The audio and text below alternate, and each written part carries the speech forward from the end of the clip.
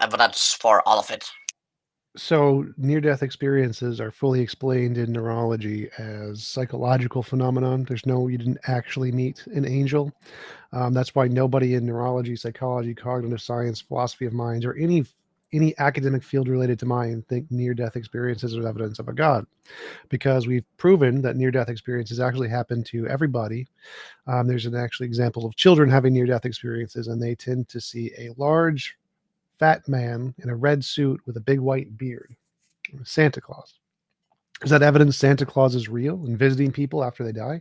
No, it's evidence that what happens when your mind goes haywire, when it gets shuts off randomly, is that the connections fire in such a way that it generates personal experiences that are then saved as conscious memory, even though they were just imaginary. That's all it is. Well, pretty good argument, but let me tell you, they have done multiple new studies actually in neurology that proves the point that some of this is actually real. And lots of this time, when people see Santa Claus in their deaths, is because of What are the God studies? not showing him his own face, but Wait. instead You showing mentioned him some beauty to comfort other people. One sec. You mentioned studies. What studies? Yes, or somebody. What Yeah, studies? recent studies Which one? in the neurology and mind. Name the study. And give me a title. The study of near-death experiences. That's not a study. That's a name. What is the title of the paper and the author? Michael DeGeneres. Do you know him? No. He's an Oxford graduate from southern Texas. And he's a really, really smart man. And I am happy to The guy on Ellen? have read his study. What, buddy? I don't see a study from him at all. What's the name of just the title of the study? Oh no, he's like an underground writer, so a lot of his studies doesn't get out. So I think he only sent it to friends and family, and Well, that's why you can't find it. Yeah, he doesn't like to be too popular. He's like underground, underground rapper. One sec. Okay, So, buddy. Yeah, of course. Buddy. For Yeah, something to be a study, it needs to be published in an academic journal and peer reviewed. It's not a study if you just write it in your mom's basement. But he doesn't. I just told you that he's a fucking neurologist, didn't I? Listen, God is real. No. So even if he's a neurologist, he has to publish the study in an academic journal for it to be a study. It's not a study if he did it himself. It doesn't count. You have to publish it in an academic journal.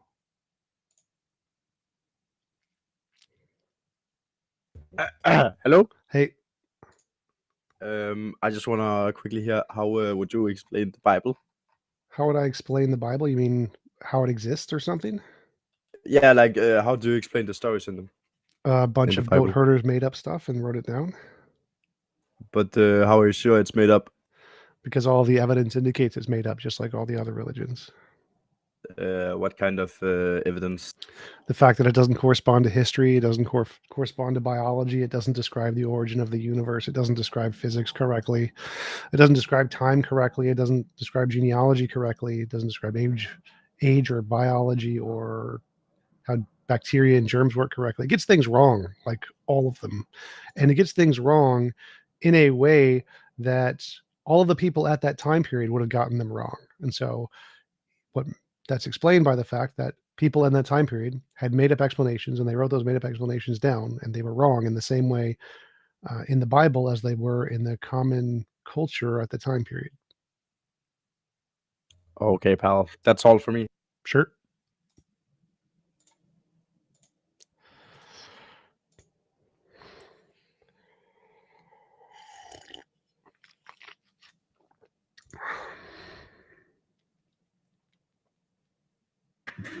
Hey, TJump, what are we discussing here? Anything God, philosophy, morality related. Okay, God, philosophy, morality. What about God? There is no evidence of God. Oh, okay. There's no evidence of God. Interesting. What about spirits? Because in Christianity or in any religions, you name it, uh, they worship a spirit being. There is no evidence of spirits. Do you mind if you linkage the spirit being to the consciousness? I don't know what that means. So in a recent study about the consciousness, where this is Professor Edward Kelly, I'm not sure you're familiar with him, and Sir Roger Penrose also study about quantum consciousness recently, and they talks about this consciousness, whether produced by brain or is actually produced by brain or not. It's kind of like it's not even comes into a final disposition yet. So what is your takes on that?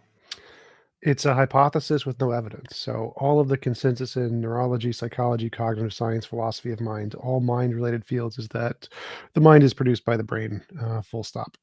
Everything else is just an unsupported hypothesis with no evidence, purely imaginary.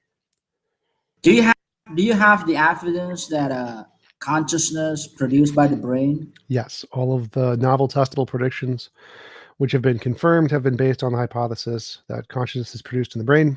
There has been no novel predictions confirmed by any hypothesis that consciousness is independent of the brain. Therefore, all of the evidence indicates consciousness is produced by the brain. So do you mind to debate with Professor Donald Hoffman? Sure. Do you know him? Yes, I do. I would be happy to have him come on my show. Because Professor Donald Hoffman is an atheist guy, and he is a neuroscientist, and he doesn't even dare to say that consciousness is actually produced by brain. He is, again, one of the people who has a hypothesis which does not agree with the consensus of experts in any mind-related field. So the fact that he has his own preferred hypothesis doesn't really mean anything.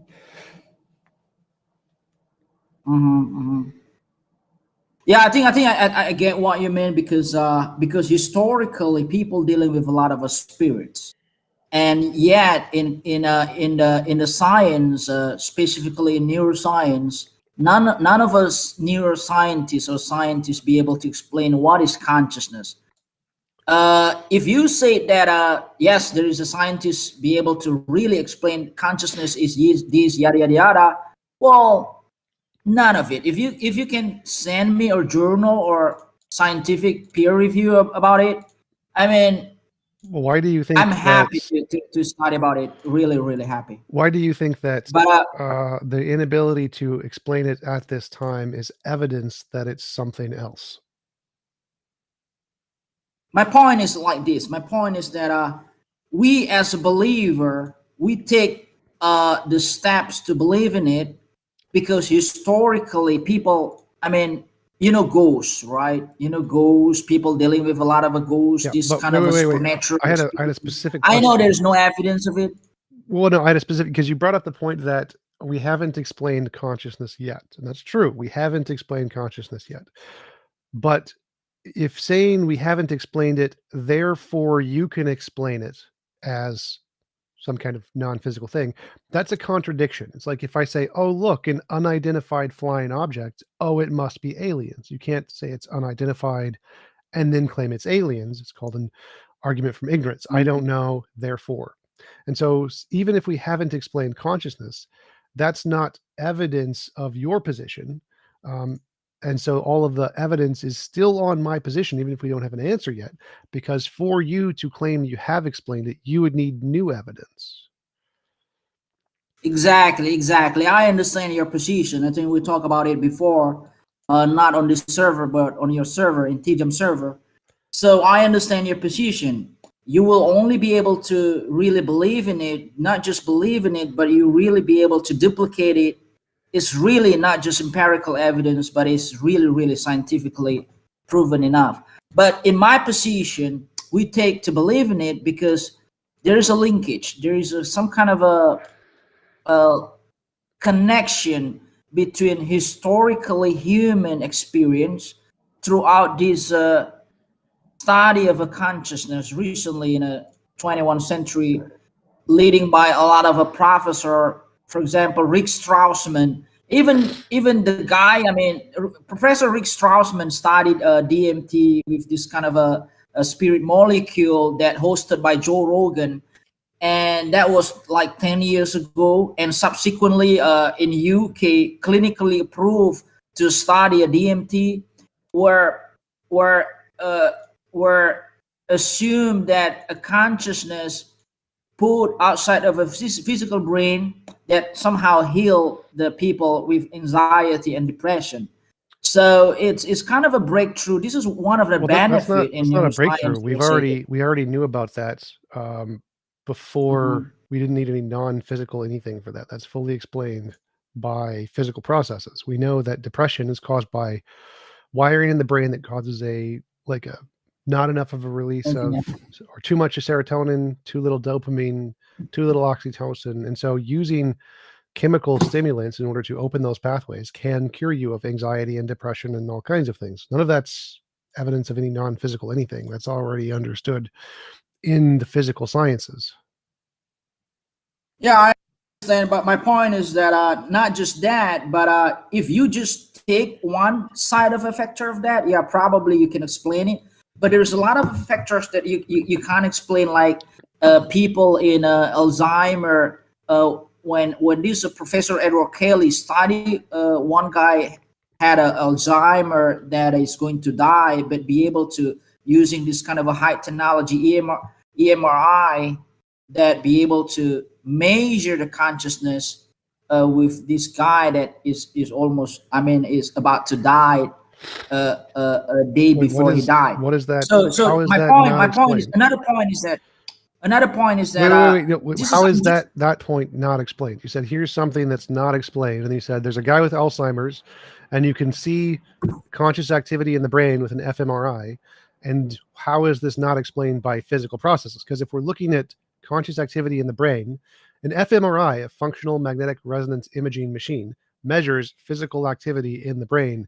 And so if we're seeing that in the brain, that's all physical. There's no non-physical anything there. I couldn't be able to explain further about this, but what I know is that this guy suddenly remember everything just before he died, and this is in line with the DMT process, where DMT is like an out of a body experience. And what happened is that Professor Edward Kelly also measured the DMT on this guy, and the body released a lot of amount of DMT on the dead people. I mean, about to going to die. But what about So, this? here's my point. What about this is evidence of the non-physical? So your brain, Alzheimer's deteriorates your brain, and DMT, a stimulant, causes your brain to open up and have pathways take less electrical signal to transfer from one neuron to the next. So if your brain is deteriorating, which means you can't send signals from one to the next, and you use something that can stimulate the signals from one neuron to the next, then obviously you're going to be able to do more with your brain when you're on this stimulant than when you're not on the stimulant. So I don't understand why you think any of that is evidence of non-physical anything. Yeah, exactly. Unless if there is a much more a study to explain about it. Yes. Definitely, I agree with you, because a lot of feedback on that study, just exactly as what you're saying. Another things that I would like to linkage is that the cloning, human cloning. I mean, you guys probably don't familiar with Dr. Pavas. Dr. Pavas is the guy that illegally doing cloning, just like cloning a dog in UK. I think that was like 15 years ago. And a lot of religious people really, I mean, even that this guy is almost get caught by a police, but he did it anyway. He did it for 15 times. He did it for 15 times, trying to clone a human, literally cloning, just like the procedure he did this cloning, just like the same exactly cloning a dog, a sheep. Okay, so he did it for 15 times, 15 times, and the only successful he did until 3 months, but all of them are miscarriage in the age. The longest is 3 months. So what we believe is that according to our belief because there's no soul in it. Yeah. Why? There's But no, how wait, can wait, wait, you why? be able Why to would you think explain? that is the better explanation rather than cloning? The process of cloning is what you do is you take the DNA and you try to copy it exactly in every cell. Now, when DNA replicates, it causes damage to the cell, like or damage to the DNA, right? That's what evolution does. All kinds of things cause damage to the DNA. So if you're trying to make an exact copy, there's going to be information lost and it's going to get damaged as you copy the DNA. And so why do you think it not having a soul is a better explanation than the process of copying the DNA isn't perfect yet and it causes damage to the DNA, which then can't form a life? Like, why do you think soul is a better explanation than stuff we know in biology? Because that is the only malpractice that in human history this guy be able to do human cloning, but is not successful. So this unsuccessful process lead us to believe that because there's no soul in it, No. unless Why if you're isn't it better explaining to me explained? that Like, so when we try to clone things, our technology is I not perfect, understand. right? So it's when we try to clone one cell, it's not going to be an exact copy. There's going to be damage in the DNA. It's going to be different. And so if you're trying to clone a DNA that's going to form an entire biological organism, it's going to be very hard. Nature doesn't even make clones very well. And so making a clone that's like an exact copy is extremely difficult. So the fact that he can't do it with his current technology seems to be a better explanation than there's a soul. Yeah, because he did it for animal and it is successful. Yeah. Yeah, that's why when I said that he did it for animal, but he cannot successfully did it for human, and it's really interesting because this guy is luckily he did it because this is proving that you cannot clone human, you can only clone animals. Yeah, I No, mean no. the only possible explanation that we can take as a religious guy, as a Christian guy, well, it's exactly God will not allow that. No. So You know what a I'm better saying? explanation is the Yeah. fact that we've done millions of attempts at cloning animals. Millions. There's only been about 6 or 7 So attempts to clone humans. So of I the understand. millions of attempts to clone animals, less than 1% are successful. Of the 6 attempts we've done to clone humans, none of them have been successful. So in order to clone a human, we're probably going to need millions of attempts, just like we do for the animals. The fact that a few attempts haven't worked isn't proof we can't clone humans. It's just we haven't had enough sample size to be able to do it successfully. Yeah, hope that this experiment it has to be good. I mean, repeatedly going through to prove that are we really be able to clone human? Because in Korea, in South Korea, they clone a million dogs there. And I know it's kind of expensive, but yes, they did it just exactly perfect cloning dogs. But here's the things. My point is this, TJump.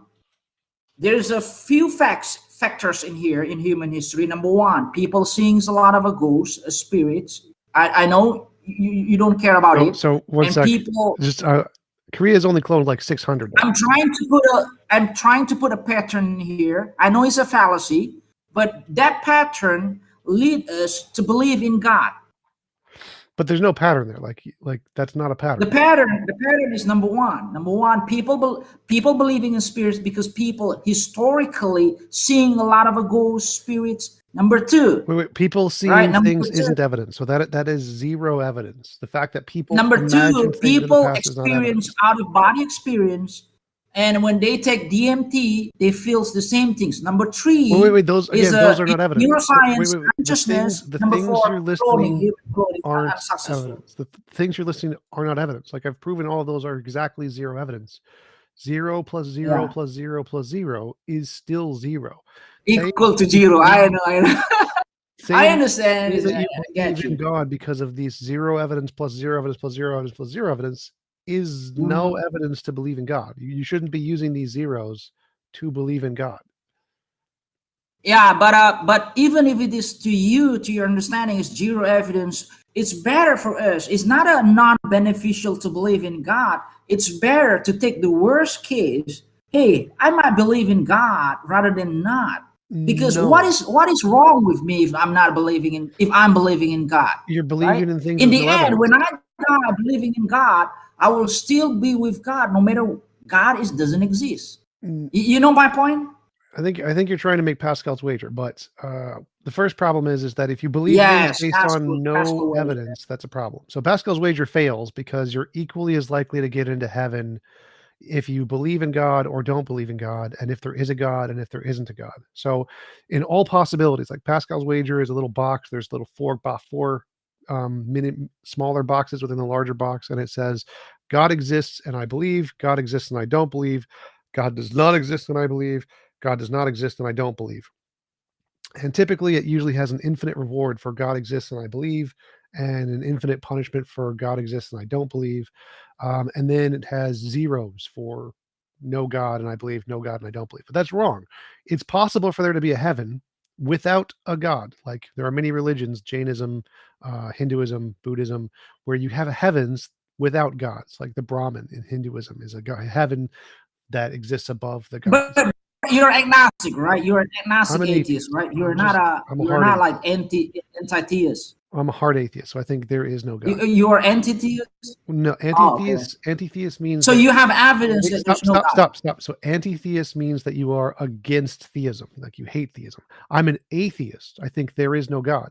I'm not an anti-theist, like I against Okay. theism. So I think there is no God, and the chances that I'm going to get into heaven are the exact same as the chances you're going to get into heaven.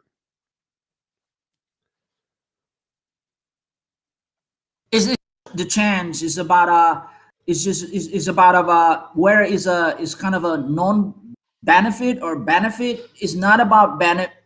I would rather take a point where I will just take a failure one instead of nothing, and whether that failure one it's just in the end if it is nothing at all, but I at least in the worst condition I probably get one. You know what I'm saying? Well, no, no, no. So I'm saying I get So one. so The chances that I get one and the chances that you get one are the exact same.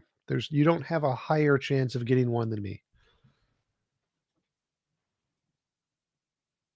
yeah, I understand your point, but when we believe there is a God out there, even though you don't believe there's a God out there, even if I believe there's no God out there, it's just make me more satisfying till the rest of my life. I will just believe in God, even though in the end there's no God, but I will just take a chance to believe in God. That's fine. Like With you this can if it pattern, just makes you with this happy, kind that's of a fine. pattern. If you just believe because it makes you happy, that's Exactly, perfectly exactly. fine. It's not evidence, but you can do that if you Yes, want. yes. I know it's a fallacy. It's not evidence. Yeah. Well, it's not a fallacy. And Like then you can it's you believe. perfectly fine to believe things that make you happy, as long as you don't claim that that's like some kind of a justification that indicates it's truth. Then that's not a fallacy. It's perfectly fine. Yeah, it's perfectly fine. Yeah, yeah. But I remember about your objective morality is kind of a cool. You still on it? You still believe?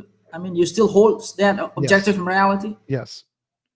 Okay, okay. That's yeah, yeah. We have the same thing as well. Well, what else? Yeah. Well, Do you have let's anything for me? not really. We can let somebody else up and chat for a while, and then you can come back up if you have any other questions. Okay, thank you, thank you. Yeah, yeah. Cool. Fish timer. Go ahead. Yep. Cool. Thanks for coming up. Uh, I just have a quick question about your moral system. All right. Um, I'm wondering how things that inconvenience others fit in. So, like, for example, when we see somebody leave a shopping cart out after getting their groceries, we get really frustrated. But I was trying to think how that imposes on other people's will, and I wasn't sure how that fit in. Well, so the first thing when assessing objective morality, so there's this main problem with moral dilemmas. Moral dilemmas start with this: in the individual subjective context of this individual, what's the moral thing to do? Now, obviously, that question doesn't tell us anything about objective morality because it's in the subjective context of this individual. And so, in order to understand objective morality, we have to think about it in the perspective of what is the best possible world. In the best possible world, then describe the event. So, the best possible world is everybody gets their own universe. You can define your own definitions of what you want your universe to be and the laws in your universe. And so, if you're in your universe and you leave a shopping cart out, no one's imposed. Doesn't make a difference. No one cares. But you're asking from the perspective of our pragmatic world, right? So in our world, if you leave a shopping cart out, is it immoral?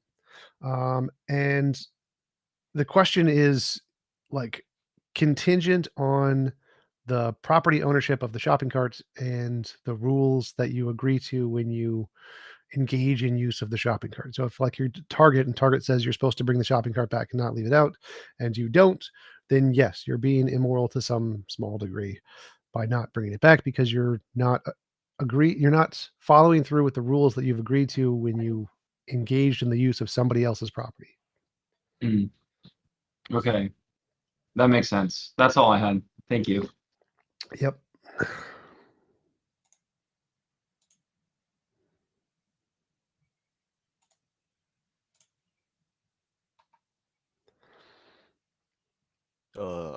Sorry, then that I thought it was asking more was like the obligatory nature of the your moral systems.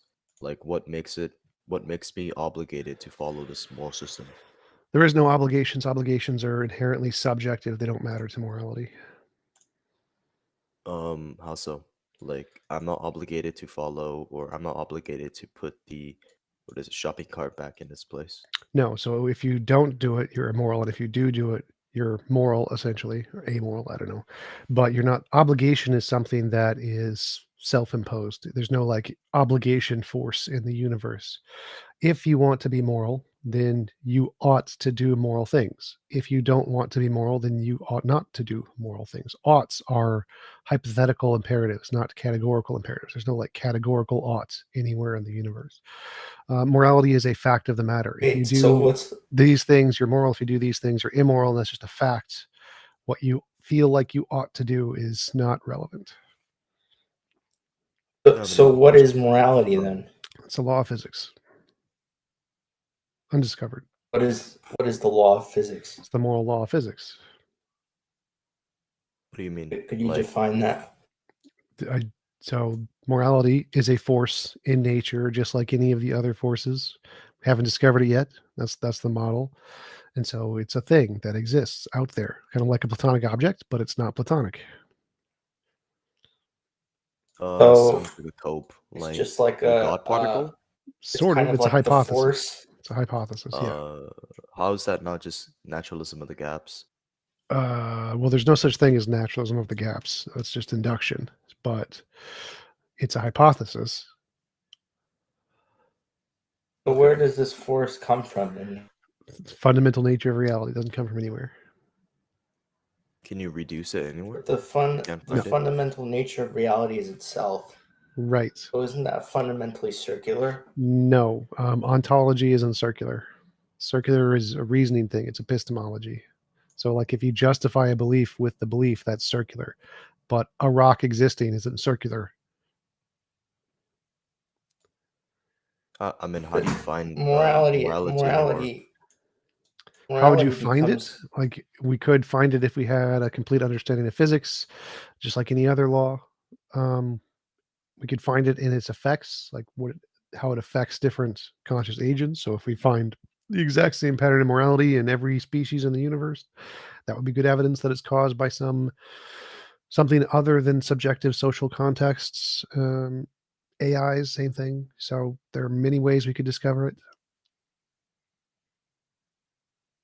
I also don't Well- understand what do you mean by morality, because if everything's determined, then how does anyone follow morality? Morality is a phenomenon. So, like when we see someone punching a baby, we feel that's bad. And when we see someone helping an old lady, we feel that's good. And those feelings are inherently what everyone means by morality, the intuitional feelings that some things are good and some things are bad. And whatever is That's causing subjective. No, it's not subjective. well, it's a subjective experience, but whatever is causing the experience is the essence of morality, the thing that's causing all morality. So the direct experience of this feeling is what we're referring to as morality, and whatever causes that feeling, if it's like just evolution, then it's subjective.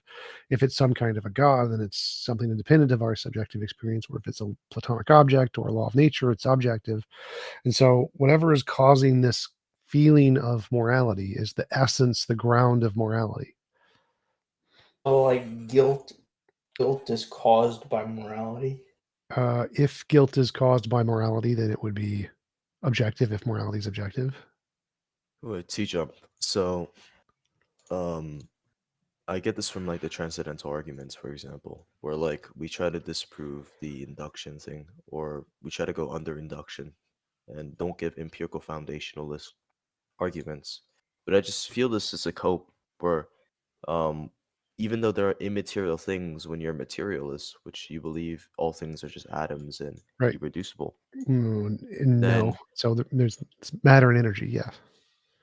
Okay, maybe matter and energy, just materialism. All right, that's fine. Yeah. But if you believe in materialism and there are abstract objects that exist, Well, I you don't believe just- in abstract objects. yeah, exactly. You're just squeezing all these things into one particle, a particle like the God particle that Stephen Hawking theorized. Well, the God particle is like- just like the Higgs boson. So that's, but I think I mean, I is think there your any argument evidence that- is that these models are typically inferred from non-physical objects, and I'm inferring them about physical objects, and you think that's a cope because you 'Cause don't there's no think evidence. physical objects can do it or something. Because there's no evidence. Right, I agree there's no evidence, but there's no evidence for either one. So it's perfectly fine to make a hypothesis to explain these things. I mean, I think it's self-evident What? that it's not material. Well, that's not an argument. So there's no such thing as self-evidence of anything. Self-evident is like your conscious experience can be self-evident, but everything else, there's no self-evidence. So if you're trying to make evidence for anything outside of your imagination, self-evident isn't an option anymore. So what's your hypothesis for morality? You said it's like a particle-like thing, something Undiscovered law of physics. fundamental. Yeah. Well, like that's not usually a hypothesis is like a question, right? So we What? try to answer that question. No. it's not. Hypotheses are not. What? Hypothesis I is just something see you it think more- is true about the universe, or I don't know, because Okay. if you theorize something, it has to be because most theories are still bound onto some line of reasoning and some sort of evidence. right? But like you just throwing this out there. Well, no. It's like, So the line of reasoning is there's a pattern in moral intuition and moral progress, looking at moral dilemmas and philosophical problems and morality. You can plot these out to try to find a pattern in the solutions to these. And from this pattern, we can try to infer what the solution would be down the line, like what would be the final solution of morality for all moral problems. What is the principle that describes all morality? You can then describe this principle and then try to infer what could possibly instantiate or ground this principle. I think what could ground this principle is an undiscovered law of physics. So the conclusion part is just If, the if hypothesis. that's true, then how could people have different moral systems? again, there's no evidence for this theory. It's just like That's hypothesis. radical That's literally what hypothesis. hypothesis means. So right. Yes. I make predictions about what we should find in the future if this is true, which is that we find other species of life all around the universe that all have the same patterns of morality. And then second asks, how can people have different views of morality if there's one overriding law? The same reason people have different levels of sight with one, I don't know, way light works. So the fact that your brain develops in such a way that it interacts with this law differently means you're going to be on a different level of a spectrum than other people are on this spectrum. But what matters is there an overall arching pattern that applies to everyone regardless of where you are on this scale? And so even if someone's blind, that isn't evidence there's no light. So the fact that someone is a psychopath or whatever and isn't affected by morality at all isn't evidence there is not an objective morality. So people having different views of morality isn't an Why are you argument. convinced of this hypothesis? Why am I convinced of it? Well, I think that it's the best explanation from my perspective of the evidence of morality. You said that there is no evidence. Well, there is evidence of morality, like moral intuition, moral progress, philosophical dilemmas. And then what is the best explanation of those pieces of evidence? I think this hypothesis is the best explanation of this evidence. No, this is just a. I feel like this is also an induction fallacy. What? You just have this naturalistic presupposition for you to believe in So such that's not a fallacy. radical claim. Again, there is no naturalism of the gaps. Using like if you see white goose, white goose, white goose, white goose, and you say what color is the next goose, you're probably be like white goose. That makes sense. That's not a white goose of the gaps. That's just induction. If you want to say it's different, say it's not a white goose, say it's a purple goose or a No, I black think goose. it's Wait, way like one sec.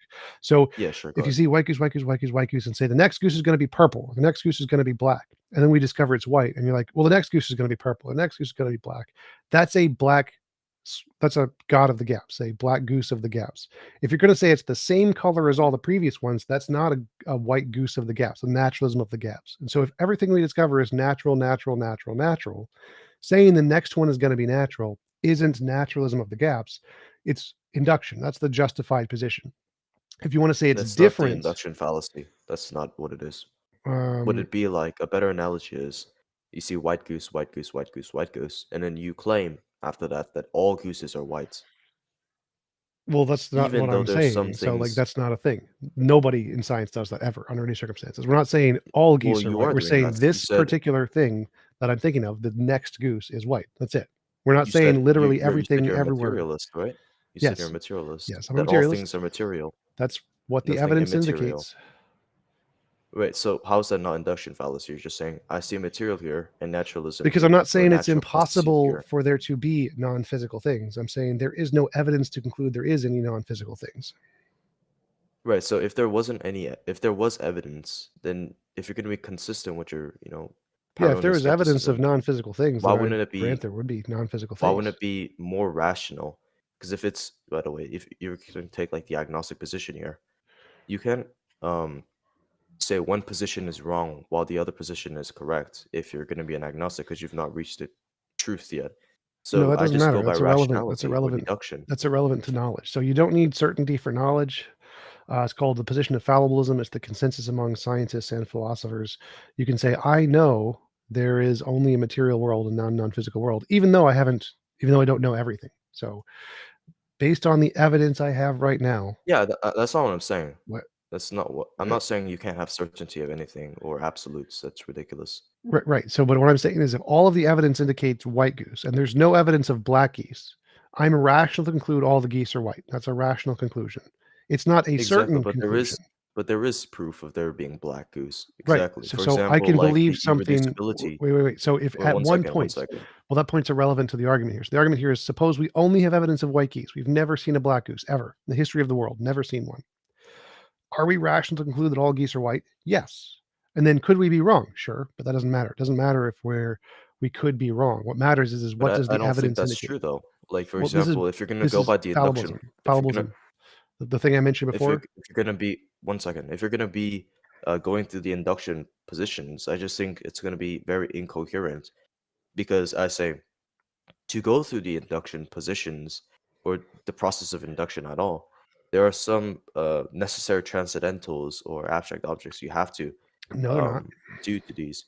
I mean, you say no because you're just gonna shove all these things into What? just one particle, like the God particle, like how What? Stephen Hawking says, Well, with no. no So, theory, with no you're evidence. not understanding how the methodology works. So, if we have a methodology we have evidence there are white geese, we have no evidence there are black geese. It is rational to conclude any number down the line of geese is going to be white. It is irrational to conclude any number of geese down the line are going to be black.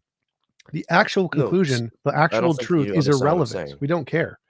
All that You matters don't is what understand what do I'm we have saying. evidence for now? You are only allowed to make rational conclusions based off what evidence we have now. I don't think you understood what I said. I said, for example, I said, what? Let me use the analogy of geese to better picture it for you. It's like there are white geese, and let's say to see white geese, you know that two black geese have to mate. Obviously, this is not true, but let's just for the analogy. Okay. And then now you see all white geeses, and you know for necessity that there are black geeses, because you see, I don't know. Maybe you've It's a I don't know, hypothetical rule we've made up. So yeah, understand this, right? Yeah. It's an a priori, right? sure. So this is what I'm saying. We understand black geeses exist as a necessity because we do the processes of induction. In the What? same way, Well, doing the so process like of induction. so a priori rules don't exist. Like you can't say I a priori know that a white geese comes from two black geese. That's an a posteriori fact. You would need evidence in the external world to justify that.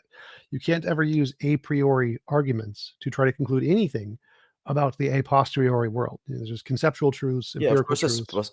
of course it is. But I'm just saying, for granted, for the sake of the analogy, of course it doesn't make any sense. But how does two black geeses? It's just faulty analogy. But I'm just saying, if you don't I know believe this a is slightly prioris off topic, or but I'm metaphysical principles, and you're just gonna shove them under a single particle, like how Stephen What? Hawking said, with no evidence. Obviously, that's not what you're doing, but like it seems to me like that. That then it just seems a little bit ridiculous. Well, it seems like you're looking again at the methodology from the wrong perspective, from the top down, which is wrong. What you do is you look at the methodology from the bottom up. What evidence do we have now? We only have evidence of the material world. There's no evidence of anything else. So for anything that's an unknown, it's Logic? rational to conclude it's going to be natural, and it's irrational to conclude it's not going to be natural until we have evidence of a non-natural thing. And you can hypothesize non-natural things perfectly fine. You can make any hypothesis you want. And then from that hypothesis, you can try to I don't think infer these are hypotheses though. Like these what's are clear-cut things that are able to be reduced into material things. what do you, I have Unless no you idea what you're just talking just about. So a hypothesis is example, anything you can imagine causes some phenomenon in the observable world. That's it. yeah, of course, but I'm just saying, like, for example, morality. We've not been able to reduce it anywhere. I don't think you can using deduction. You That's can't your reduce hypothesis, it but that's irrelevant. So why would you having an alternative hypothesis matter? I think this is like something that's, well, I want to say self-evident and true, but like Well, again, that's again you confusing an a posteriori phenomenon with a priori truths. That's your hypothesis, but it's not supported by anything. So you can have a hypothesis that you think morality is irreducible or something, and somebody else can have a hypothesis morality is reducible. Yours doesn't invalidate theirs. The fact that you think it's irreducible isn't supported by any novel testable predictions, and so you can't invalidate theirs simply because you by definition have defined morality in this way. yeah, exactly. Maybe we have like a different understanding of morality. Sure. Then let's move on to something more like more wide known, I guess. Like for example, logic. Okay. I feel like for induction, a logic is necessary, an a priori. Well, logic is a formal system of semantics. It's a language we've made up in our head to describe stuff. Yeah, okay, no. It's if it's just completely made up, then why can't we dispose of logic? We can. There are many non-standard logics, paraconsistent logics, many-valued logics, diletheistic logics that don't use. So we could dispose A does not equal A? Yes, that's exactly what I'm saying. So diletheistic logics are logics that entail true contradictions.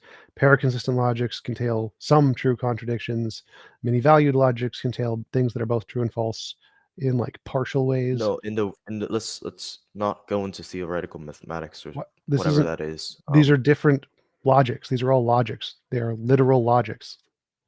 But like, how do you ever see A could not equal A though? I don't know. I didn't write It's a these. contradiction that doesn't make any sense. So And I think to create no. logic, Wait. I feel like you Logic still is a need to use- language. Logic is a language. It's like English. You can make language sentences that do No, it's describe not. reality. It is literally is. Stanford Encyclopedia of Philosophy, Well, that's just classical logic, very first purely sentence. hypothetical. No. Purely hypothetical. Stanford Encyclopedia of Philosophy, classical logic, very first sentence. Logic is a formal language. It's the very first sentence. To create language, I mean, create the create language or logic as a quote unquote tool. I feel like you have to use the laws of logic.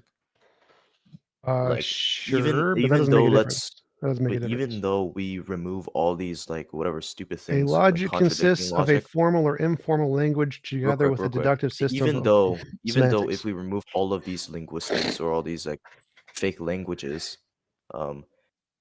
in the real world, A will always equal A. A tree will always equal a tree, right? You're not understanding. I will always equal I. Like, is gravity F equals ma? No, F equals ma describes how gravity works. The math isn't the essence of what gravity is. Gravity is just a law of physics, like it's curvature of space-time or whatever. Right. So logic is the same thing. Logic is a system of language we have made up to describe things in reality in the way they are. So there is a way that they are in reality. Logic is the language we made up to describe that. Logic doesn't exist. No, I think logic already exists, and we're just enveloping it, like creating a mold. Well, then you Like, for disagree with all example, philosophers. No, like not really. No, Well, mathematics I mean, remember, exists. Maybe I'm wording it I literally incorrectly. just read you the very first sentence. Classical logic, Stanford Encyclopedia of Philosophy. Logic is a formal language that consists of something semantics. It's literally what the position is. Logic is a thing we made up. There are many different kinds of logics. No, that's not There's what it's literally saying. a section. It's not what it's saying.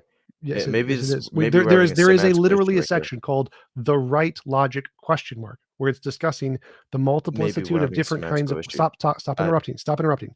There is a section on the Stanford Encyclopedia of Philosophy called the right logic question mark, where it's discussing which of the various kinds of logic actually correspond to reality.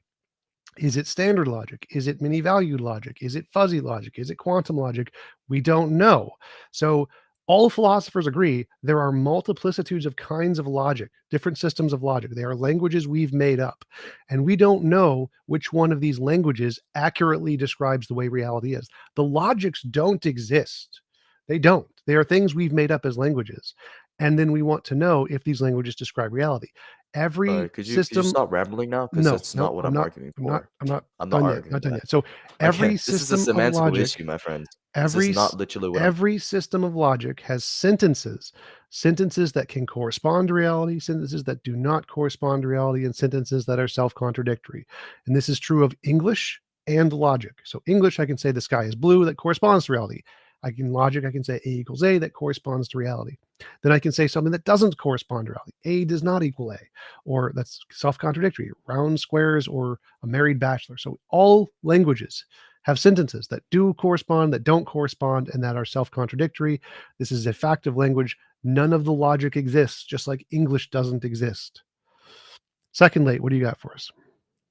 Yeah, so I was curious because you said that there's like general trends of like progress when it comes to morality. Mhm. Like I was wondering, like, where do you get that from? Evidence of history, women's rights, LGBTQ rights, eliminating child labor, animal rights, voting rights.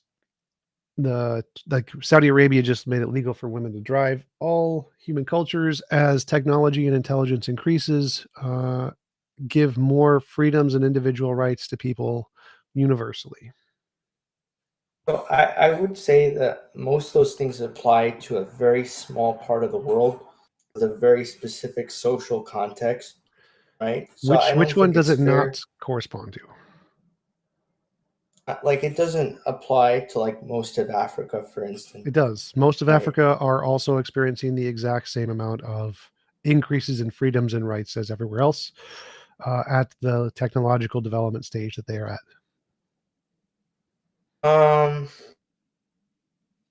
I mean, You can Google I countries in can't really Africa who have substantiate made. otherwise, but it's So I can't really substantiate otherwise, but it seems not to be the case. based on what? So this is just a universal fact. You can just Google how the moral progress in Africa has improved over time. There's bunches of evidence of this. We've literally decreased poverty by over 50% worldwide. So this is definitely a thing. I don't know. I mean, if you intuitively disagree, that's fine, but all of the evidence indicates this is a thing. I would be curious to see your evidence. You can just Google it. So use Google moral progress in African countries over time. Okay. I also have another question in regards to morality. So, from your estimation, what would be the objective system of morality? I think that the way a perfectly moral world would be, and the principles that describe that world are going to be the objective morality that we're describing. And so I think a perfect moral world is a world where it's impossible to force anyone to do anything they don't consent to doing. And so I think that, in essence, is the description of perfect morality. Okay. Touched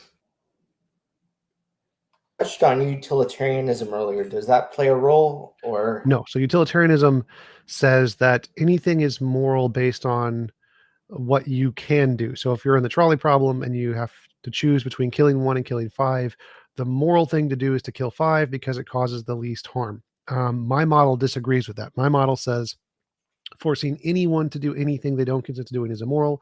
And so killing 1 is immoral and killing 5 is immoral. It's just more immoral. And so that's the difference between my model and utilitarianism, whereas utilitarianism declares something to be moral if it's the least harm, whereas mine says any harm is immoral.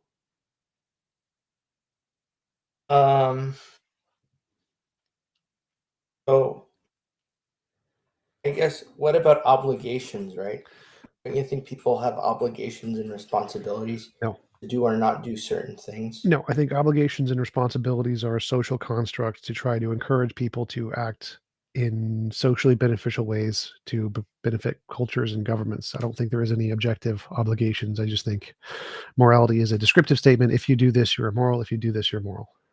And then you're going to be measure the amount of morality or immorality somebody is. But I don't think they're obligated to do anything. Well, what's the point of the descriptive? Point of descriptive is to describe reality. So if it's a fact of the matter that you are X level of immoral, that's just a fact. Okay. But what benefit does that bring? Benefit? I don't care. Like whether or not a fact brings a benefit doesn't make the fact not true. Okay, so you just care about truth for itself. Sure. Okay.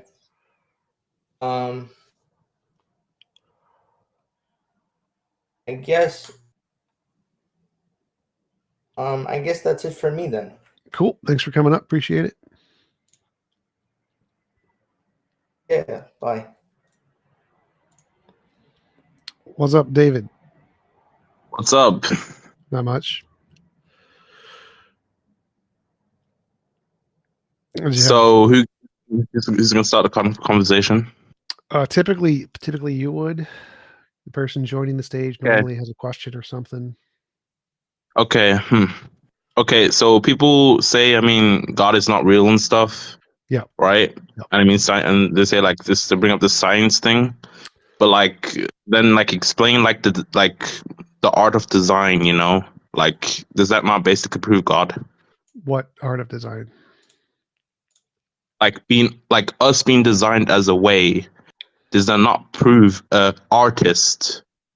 Because even science says that a design is an art form, and an art form basically explains the artist. And it just depends on what you guys believe. Do you guys believe that the universe is the artist? But that can't be, because that's not a conscious being. He can't like the universe is not conscious, right? So it has to be from someone from consciousness, right? So As far as I know, there's nothing in the universe that is considered arts or designed. That's what? like But then, oh, come on, like the Earth not designed. is that like? Come on, man. Like what evidence? Do you have a scientific paper? Art that form, says- art form is basically explained as a structure, pattern, and shaping. You don't think the Earth has a shape? Yes, it has a shape. Shapes aren't art. Exactly. Rocks have shape. It's an art form. No, It's an art form. like particles have a shape. They are not an art form. A paint Okay. can has a shape. It's not an art form. Okay, there but is that no- means you basically. There is no pattern in physics that is the art designed pattern. There's no such thing. You sure? Yes. Yeah, but science from my research, science doesn't agree with you. Where? Which science says there is a shape art form?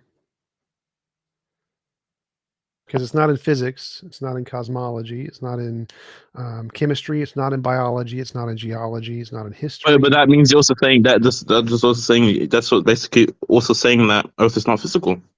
No, all of them say Which Earth is it physical. definitely is.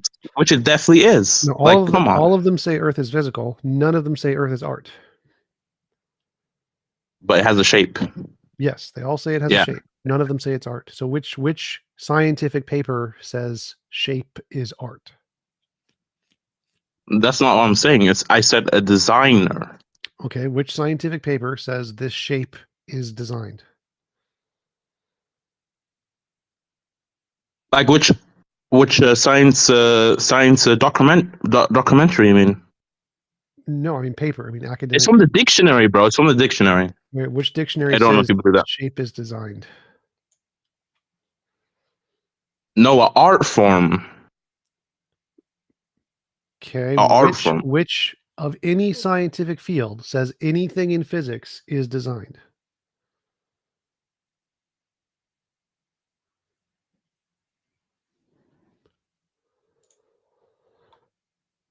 The understanding science, basically. The understanding of science. I understand science. None of science says the world is designed. That's not what I said. Okay, what do you think? I said a designer. I said a designer. It has to be made by a designer.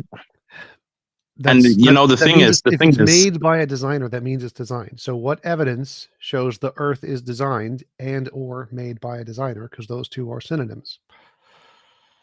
Yeah, I mean, but if you say there's no designer, right? Then that basically means what's the point of evolution, right?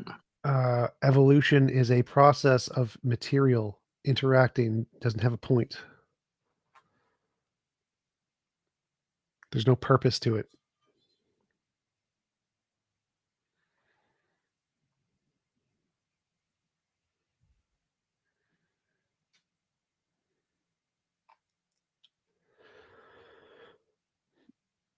Anybody else got any questions? God, philosophy, morality, anything?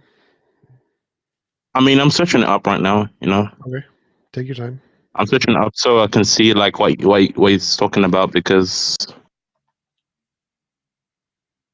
yeah, but it says evolution is a process by which the physical characteristics of a creature change over time. New types of creatures develop and other disappear.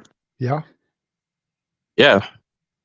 But it says something about physical stuff. It is physical. So like rain is the Yeah, process exactly. of water But, like- condensing in the atmosphere and falling and hitting the ground. Yeah, but then, bro, there's a lot of contradiction in the words you're saying right now. What contradiction? Because we talked about the art form, the shape, and everything. But then you say all of that things, and then you say, okay, that doesn't exist. But then after that, you acknowledge evolution. It's just like so much of contradiction, right? I'm not seeing how there's a contradiction in saying evolution is true. The world has a shape. Neither of those are designs. Neither of those are art. Neither of those are made by a designer. Yeah, but how is it? But physical, bro. You're ignoring the physical aspect then. So Earth and Yeah, evolution you're accepting the physical aspect of evolution, but you're not accepting the physical aspect of like art. No, that's no. So does that work? So there's this. How thing. does that work? So like all flowers are roses, but not all roses are flowers. So all things that are designed are physical, but not all physical things are designed. But it can somehow it can somehow like evolve to be like that way. Yes, because of physical processes that are not designed. Okay. So you're basically like the person that would think, okay, like non-existence can come basically existence or something like that. No one thinks that.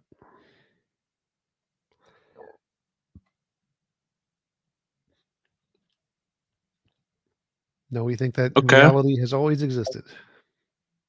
Okay, fair enough. I mean, but like, fair enough. I mean, I'm just trying to question your point of view, and like, I'm just trying to question your point of view, you know. Sure. Because of the art, you know, I just can't believe about the shape, and then all of these things that are really physical, and then evolution is also like physical, and then you can't ignore that, you know. You can't accept the evolution part, but it's not the the art part, you know. I But I guess I don't understand why you think evolution equals art. no, I'm not saying that. I'm not saying that. I'm just saying if you connect the evolution with the what art describes a designer is described as, you know. It's not. No one describes evolution as art. No one in science. That's not what I said. No one thinks art has anything to do with physics, biology, chemistry, history, or any of those fields because it's not art. Art is a thing humans do in their spare time, has nothing to do with reality. There are no designers, nothing in science. Yeah, says but there is. that's only if you don't acknowledge the idea of a god, of course. No. Good question. What do you got for us? I can't hear you.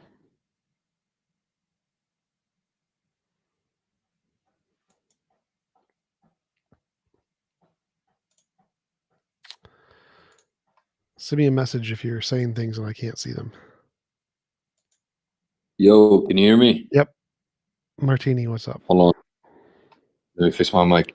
By the way, I'm from the Islam server with your like little debate with Abstra. Cool. So I wanted to. You said there's a third option. There's something like aside from contingent and necessary. What is the third option or third The choice? contingent and necessary distinction doesn't exist and neither property exists. That's the third option. So it doesn't exist outside of the mind. That's what you're saying. Sort of, yeah. Like there's no property of necessary or contingent in real things. Therefore, no Yes, and object. rationalism. So like if there's an object Yeah, that go on. exists and this object is not necessary and it is not contingent, then it's a different thing, right? It's a third thing. So you're saying in reality, outside of the mind, there is no such thing as contingent or necessary. Right. Everything is essentially the same. Yeah, contingent and Everything necessary, made up distinction in the minds of apologists, and it doesn't actually exist in any properties in physics. There's no such thing. Physicists don't say anything is necessary or contingent. Those distinctions don't Yeah, exist. but that's empiricism. I'm talking about rationalism. What? Can you define contingency? Sure, but it's a waste of time because the definition doesn't mean it exists. Yeah, I know, but can you define contingency so I can see if you have the right meaning? No, I don't care to right now. So right No, now, you don't know what contingency is. And no, I you're do, saying and it I've doesn't defined it exist. many times before. But your Define it right now. It literally was, takes you to it. bye-bye. So your question was, is there a third option between necessary and contingent? The answer is yes. If nothing is necessary and nothing is contingent, then there is a third thing. So if necessary and contingent are made up definitions in the human mind and they are not properties in reality, then the third thing is the actual property in reality. That's the answer. Good question. Is your mic fixed? Or you can try leaving the server and rejoining and then. Hello. Hey. I'm not quite sure what this is here. I just saw y'all were doing a little call-in show, so I figured I'd pop in here, say hello. Cool. I've been dealing with a funny situation recently. I'm currently going into just general film work. I just got into IATSE recently for cinematography and all that, which has been pretty cool. But I've been kind of looking into Scientology particularly because it seems like it'd be a really good career move. I could kind of like transition into doing things like more formally with something sort of like an adjacent like alternative union. Don't have to deal with IATSE as much. Don't have as much overhead, and I feel like that would really work well for me.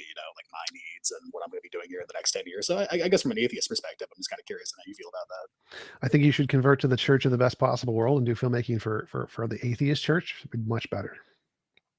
But will that offer me a career move? I mean, like so many influential people are Scientologists in Hollywood. I just don't know how many atheists are really going to carry me forward. Well, there's lots of influential atheists. Like, what are you talking about? Influential atheists, but not people that would probably be aligned with that particular church. I don't know if atheists are as collective in that regard. I think it will. I think it's just going to dominate and convert everyone. Everyone's going to become the Church of Atheism soon, so you should join the Church of Atheism. All right, so I guess I'll just close off with a Baba Booey, Howard starts being his hubba.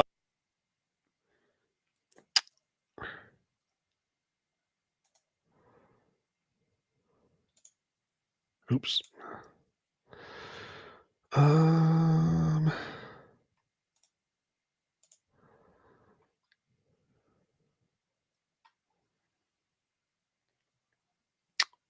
Try saying things. Still can't hear you. Good question.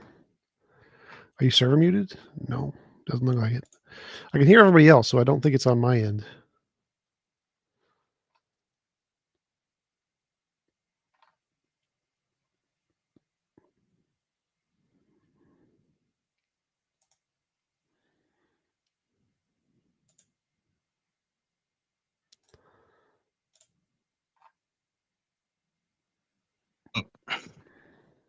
Yo, Hey, okay, I got the question again. okay. What's the question? So,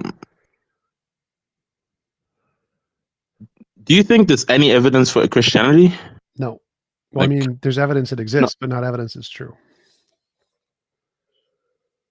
okay. What do you think your evidence would be on it? You mean for it or against it? Well, let's start with against it. There's no evidence of any non-physical beings that created the universe. Also, like most of the Okay. things in the Bible are wrong. Like Moses didn't exist, Noah didn't exist. There was no global flood. The creation didn't happen in 7 days. The world is not 6,000 years old. No one lived to be 900. Someone didn't turn to salt from facing the wrong direction. There, Do you like acknowledge like Jesus though? yeah, Jesus existed.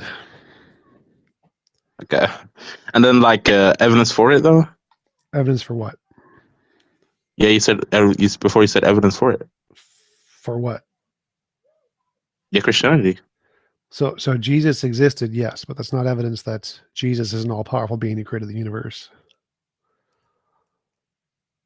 Why do you believe Jesus was actually a real person? History. Yeah. Okay, at least you know from history. Not bad. Sure. But you don't believe like he's like he like died for us and stuff and like made this that I mean we can be free and stuff and we don't like we are from a sinful nature and stuff. No, there's no sinful nature. There's no like evidence of an afterlife that we go to heaven or hell based off of Jesus's actions. None of that has any evidence. But wait, right? I mean, society nowadays, right? I mean, what would you think? Like, would you think that humans are like by nature like evil? No. Then why is there so much evil? Nature kills people. So like every year, nature kills more people than all human atrocities Yeah, combined. but if nature kills people, and let's say, but if nature kills people, and the angry at nature, that just means that have an unforgiving spirit, right? No. Like Is that not evil? no. So I didn't say anything about being angry at nature. I don't care if people are angry at nature. What matters, you asked, was why is there so much evil in the world? I said most of the evil isn't Yes. caused by other people. People aren't evil. Most people don't kill other people. Most people don't do evil things. It's nature that's doing most of the evil things. Okay, wait. So, do you believe that a man can make a baby by himself? No, not yet. So, why is society encouraging that thing? What? It's your society you're talking about, right? With science and everything, they're saying this is possible. No, I don't know anyone saying this is possible. Well, interesting. Anyways, I mean, from my point of view, right? I see that there's a lot of like in the Bible, especially. There's a lot of evidence in the Bible. I mean, I know you might not believe it's true and stuff. I mean, except the Jesus part, right? But Well, there's a lot of there's a lot stuff of evidence. that's true in the Bible. So, like, I think I the got- first I historical can person, tell you some. King David can tell was you the some. first person in the Bible who actually existed.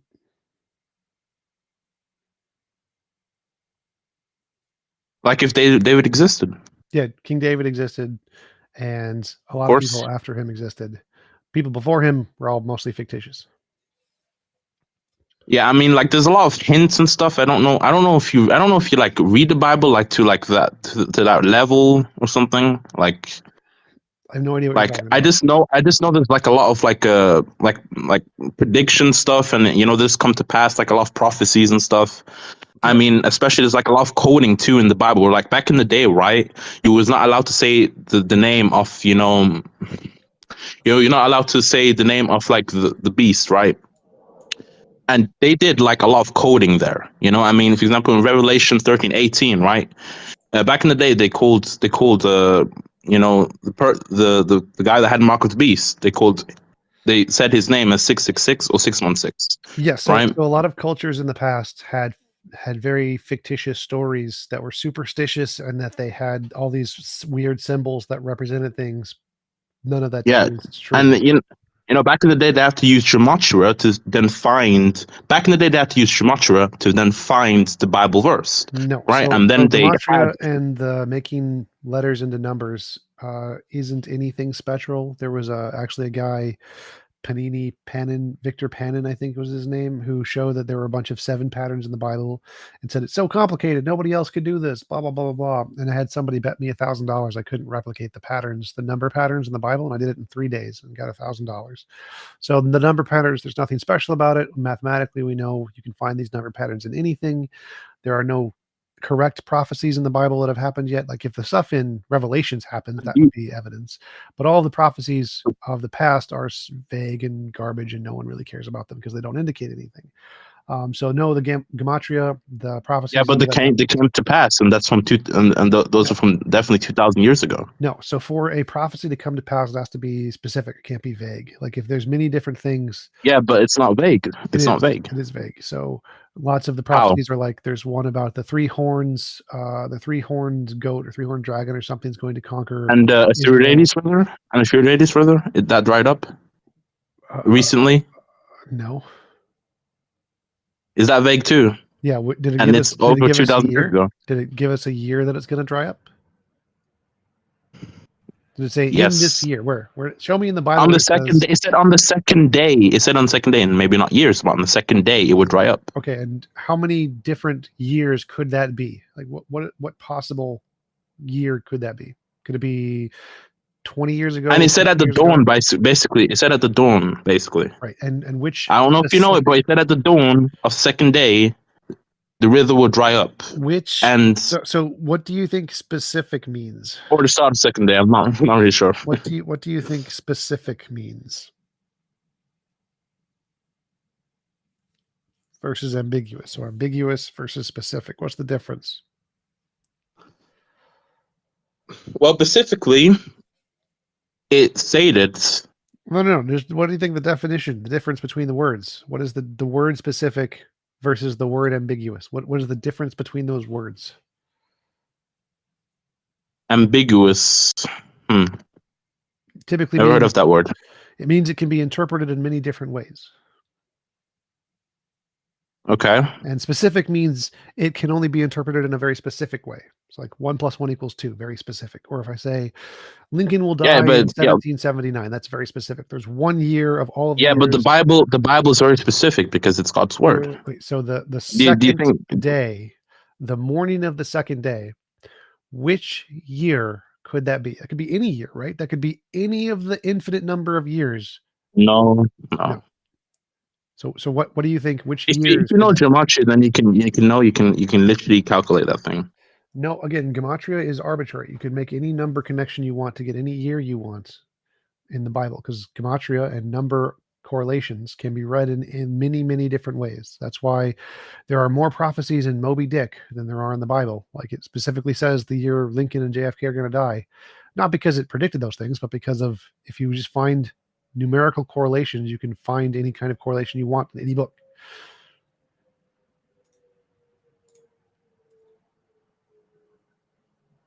Yeah, but you can't really deny that it predicted it. I just showed how it did not. Brenda, what do you got for us? I cannot hear you right now. Yeah, I think it's muted. I think he's muted. I think it's like the Discord glitch where it doesn't pick up your microphone right away, and you have to like leave and reconnect to get it to work or something. Yeah, of course. I mean, when I was talking about the revelation, of course, I think you probably already know it. You know what I mean by it. Yeah. Like you add the 616 and it has 13, like it's equals 13, and 666 is 18. You know, and that's how they used to find, the verse. No, of so course. numerology is a modern invention that didn't exist in the Bible. You can just Google numerology of the Bible. It does not work. It's already been debunked many Yeah, times. but okay, but if it didn't exist, then why would the quoting be specifically in that book, right? Because all Jewish words had numbers associated with them. It's not because it actually meant anything. Yeah, but how does it connect with it? It doesn't. There is no connection. It's arbitrary.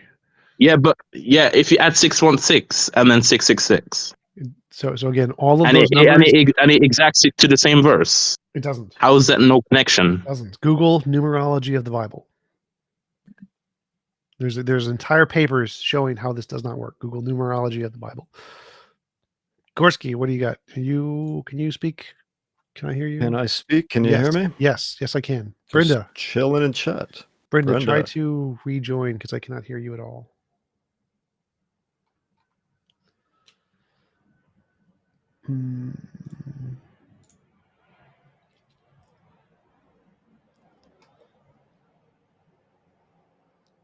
Nope, still nothing. Can you hear Brenda? I do not hear anything, no, from her. Gotcha.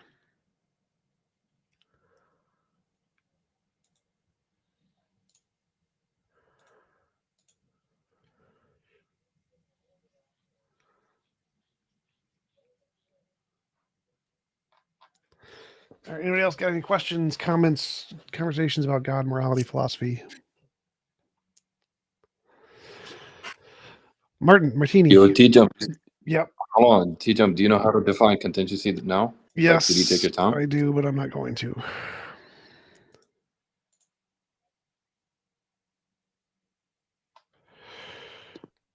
Wow, not a lot of people want to just come and join in and talk. Really? Yep. I noticed that. Mostly. Yeah, I mean, I think you said before, like more conversations about like God and stuff. What? Let's see what I got here. So, why do you not believe that Jesus was crucified? I think he was crucified.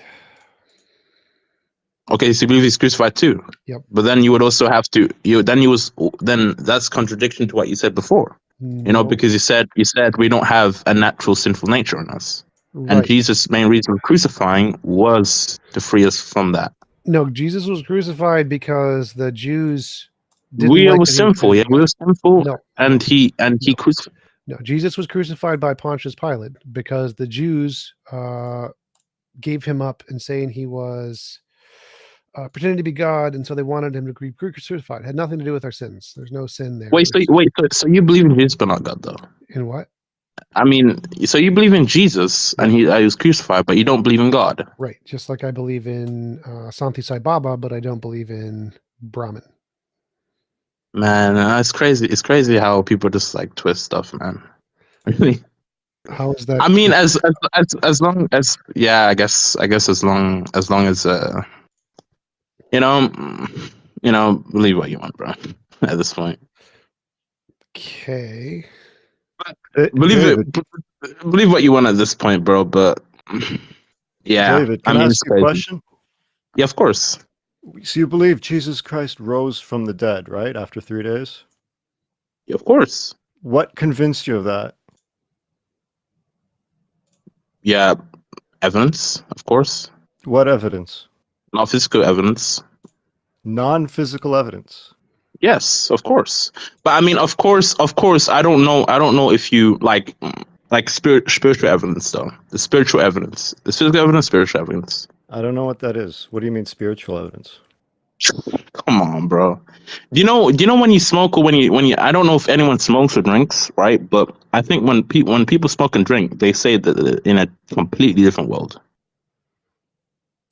they're in a different world, you know. I mean, and it's not them, right? It's not them, you know. It's not really them. No, I And don't.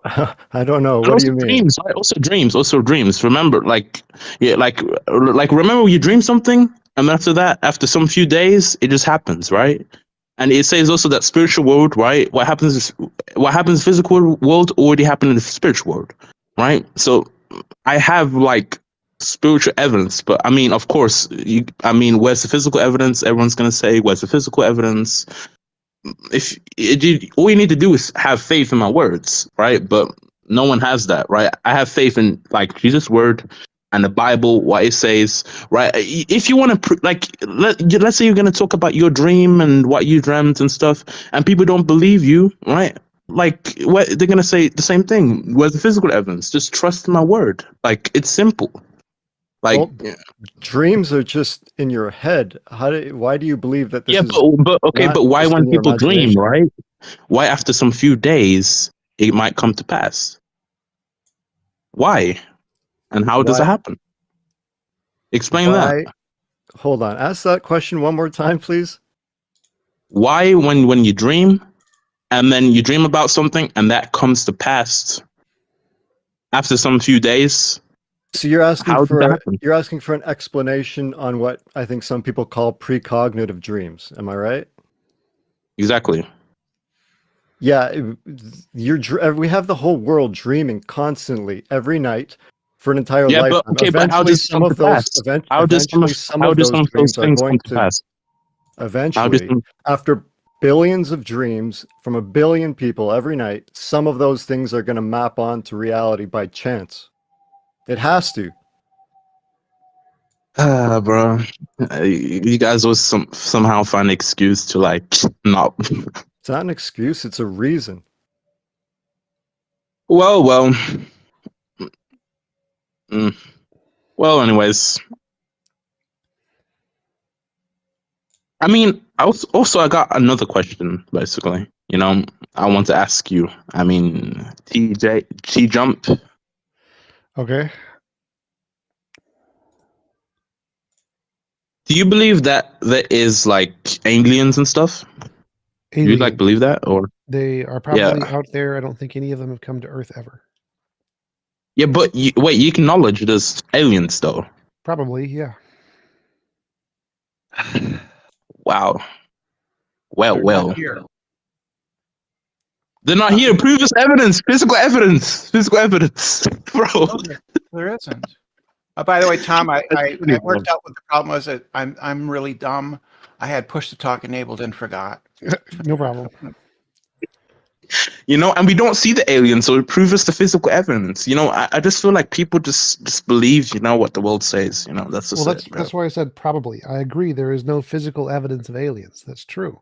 I'm inductively concluding there are probably aliens based on the number of planets that there are. But science says, right? Science says, yeah. I mean, you know, there could be aliens, so you have the same opinion, right? I mean, you have faith in science, you know. I mean, just like I have faith in my Bible, so I just feel like this should not be like battles against faith. You know, I feel like we should like embrace like each other's opinions, you know, and you know, be like really honest about it. You know, no, like I don't being honest. I don't have I faith think, in science. Science has been demonstrated to yeah, work. but faith means by your science basically says.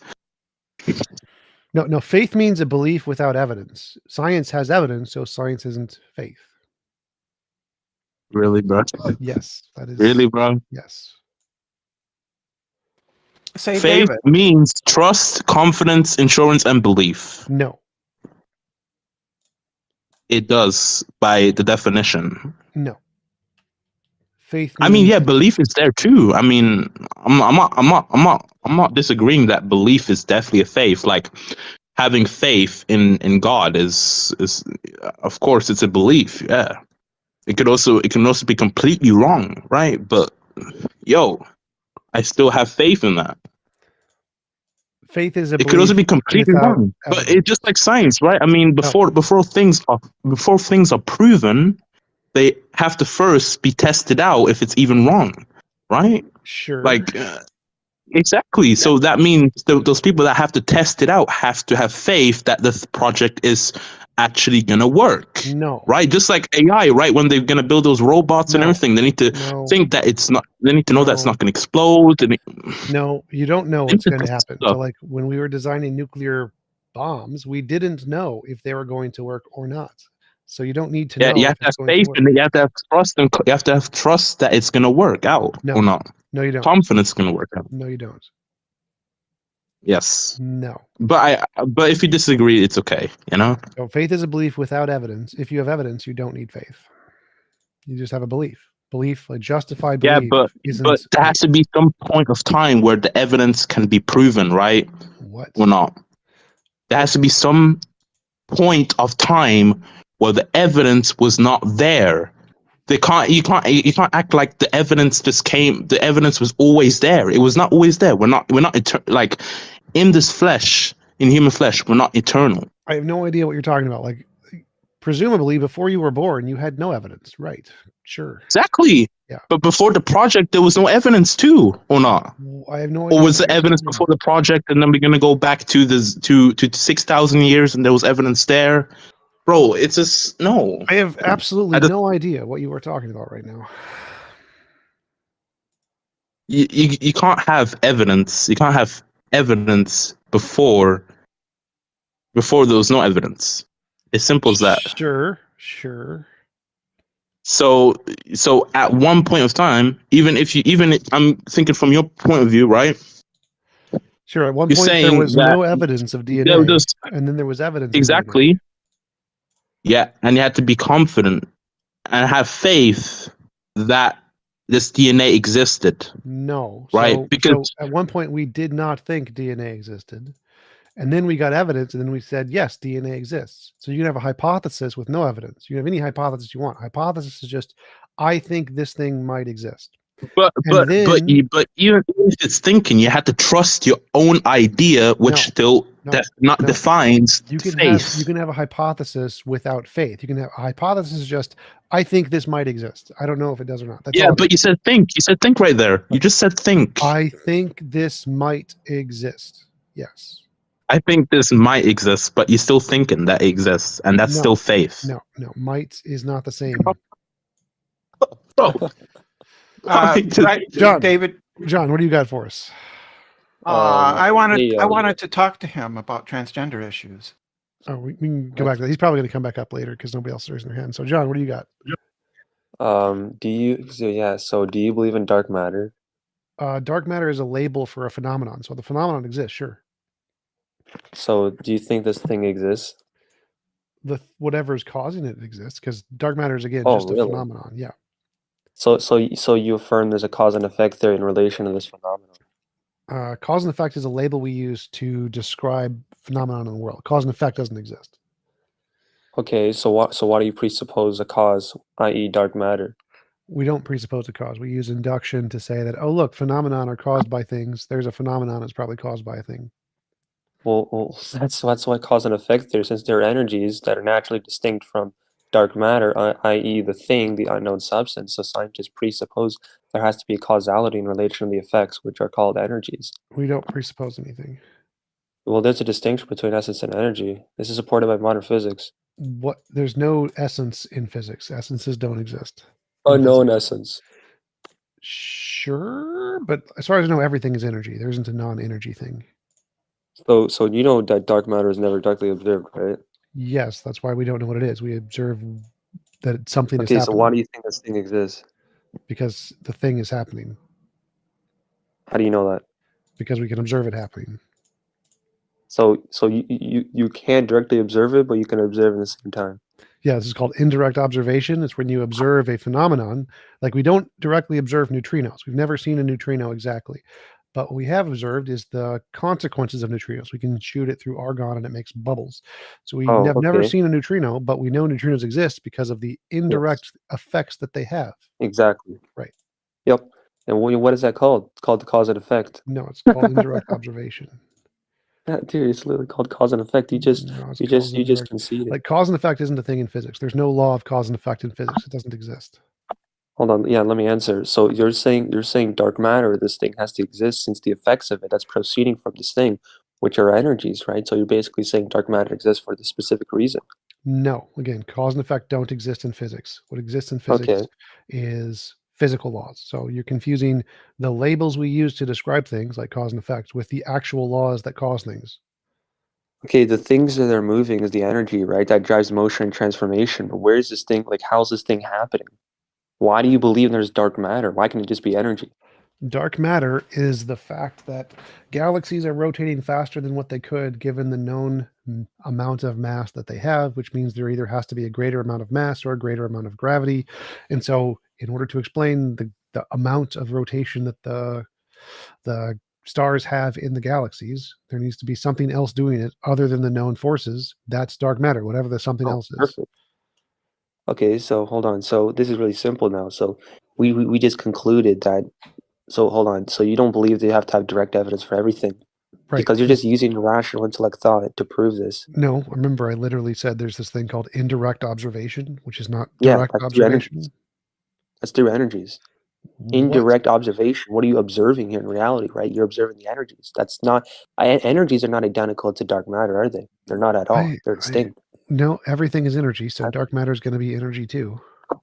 Okay, I'm saying okay, sure. So you don't believe there's a distinction between dark energies and dark matter? What dark energy is a different phenomenon. Energy is not dark energy. Yeah, no. Okay, I'm talking about dark energies. There's a dual nature of these things. They're literally distinct. Dark energy and dark matter are not at all the same. They're completely Yeah, I different know. That's what I'm saying, right? Dark energy is not identical to dark matter. Right. But what are the effects? What are the effects called? The dark energy is the expansion rate of the universe, which goes faster than the speed of light. So those are called the effects. Yeah, which is a label. Effects don't exist. Okay, simple. Okay, and we know that dark. Okay, next person.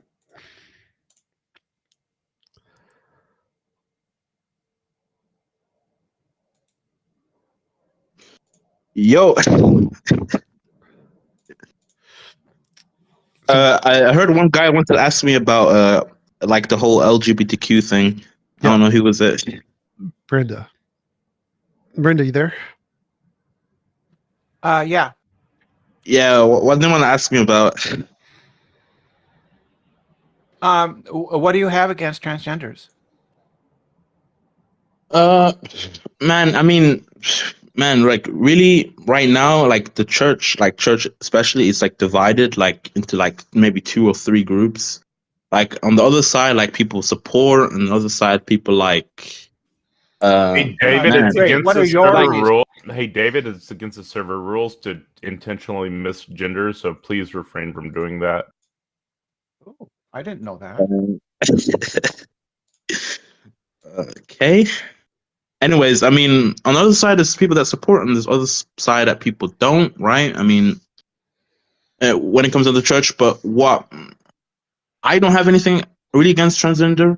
For all I know, right? The Bible says it says clearly that sexual immorality, all of these things is a sin, and because What sin have I committed?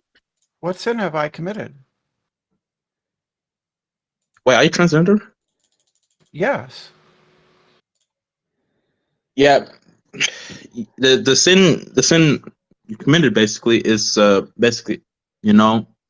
against how God made you. He made you a man. Is that a And you're sin? going Where's against. that? Can you show me the verse where it says that's a sin? It doesn't say that anywhere in the Bible. Of course. What do you mean? Of course. Show me the verse. I will tell you like what the verse is, what the name of the verse is. Okay, what is it? Okay. Googling hard. I detect hard Googling going on here. Corinthians 6:18. And what does it say? And what does it say? It says Corinthians 6:18, flee from sexual morality, all other sins a person commits are outside the body, but whoever sins sexually. Yeah, what sexual sin have I committed? Yeah, being David? transgender isn't a sexual anything. There's no sexual act going on with just being a different gender. Let's say I've transitioned. I'm a transgender from male to female, but I've never had sex with a man. Or let's say I'm celibate. Yeah, I'm celibate. What sin have I committed? Yeah, going against God. How he make you? That verse doesn't show that. It says Yeah, but talks there's about more. There's more. There's like 14 verses. I don't know if you want me to read them all right now, or I don't know if you want me to send the link. There's 14 verses about sexual morality. It's 14. Yeah, one would 14, be good. 14, not 14. Just one that says something about transgender being a sin would be good. Okay. Say. It's probably just because you feel like sort of sexually attracted to some transgenders, but you know they have a penis, and so that. I mean, it says basically in Timothy 8:11. I mean, there's so much verses, man. So I mean, I don't know if you guys want me to read 40 verses. Just I want you to read the verse. Yeah, the one that supports your claim. Look, Mark 6:10, 6-9. But from the beginning of the creation, God made them male and female. So simple. Yeah, but being wrong isn't a sin. You can believe false things and not be a sin, right? It's not about belief. It's the word, bro. Right, but so if someone's transgender, even if there's only two genders and God made two genders, that would not be a sin. They'd just be incorrect, right? Bro, come on. It says, but the beginning from the creation, God made them male and female. Right. He didn't make them any other way. He made them any other way. So is it a sin to believe the universe is like billions of years old? Yeah, but the thing is like I mean, with especially with the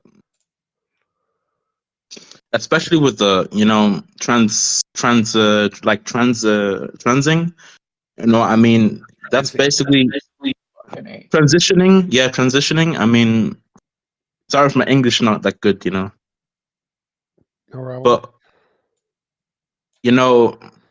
especially with the transitioning. Is there a point coming along here sometime? Is there going to be a point? Right. So let's imagine that I have grown up never hearing of the Bible or Christianity. I felt that's almost impossible nowadays. So that's almost impossible. Not really. Mm-hmm. Hypothetical. It's my hypothetical. Yeah. Right. So I grew up never knowing about Christianity, never hearing about the Bible, never reading it. I had these feelings. The doctor where I live prescribed hormones and medications, and I transitioned from male to female. I've been celibate the entire time, never committed any kind of sexual acts. What sin have I committed according to the Bible? Well, it's still sin, but you didn't willfully do it.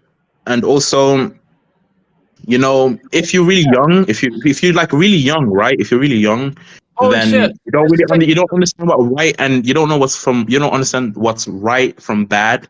So Just you don't know stick to the Bible. Wrong, just stick to dude. Just stick to number one. When you have a thought, it doesn't mean you can open up your mouth, right? You can shut your mouth and wait until the person is finished. Secondly, right? Stick to the Bible. Tell me the verse that shows that being transgender is a sin. Otherwise, sit down and go in the corner. I'm not saying what I think, bro. Wait, bro, I'm just saying the word. I mean, there's another word. Of course, it says Timothy 8:11. David. Yeah. What verse does it say being transgender is a sin? That's all we want to know. I can tell you the verse, man. Go ahead. I mean, I told you all these 3 verses, bro. But none of those verses said that being transgender is a sin. That's the problem. Okay. I'll show you the verse now. Timothy 8:11, right?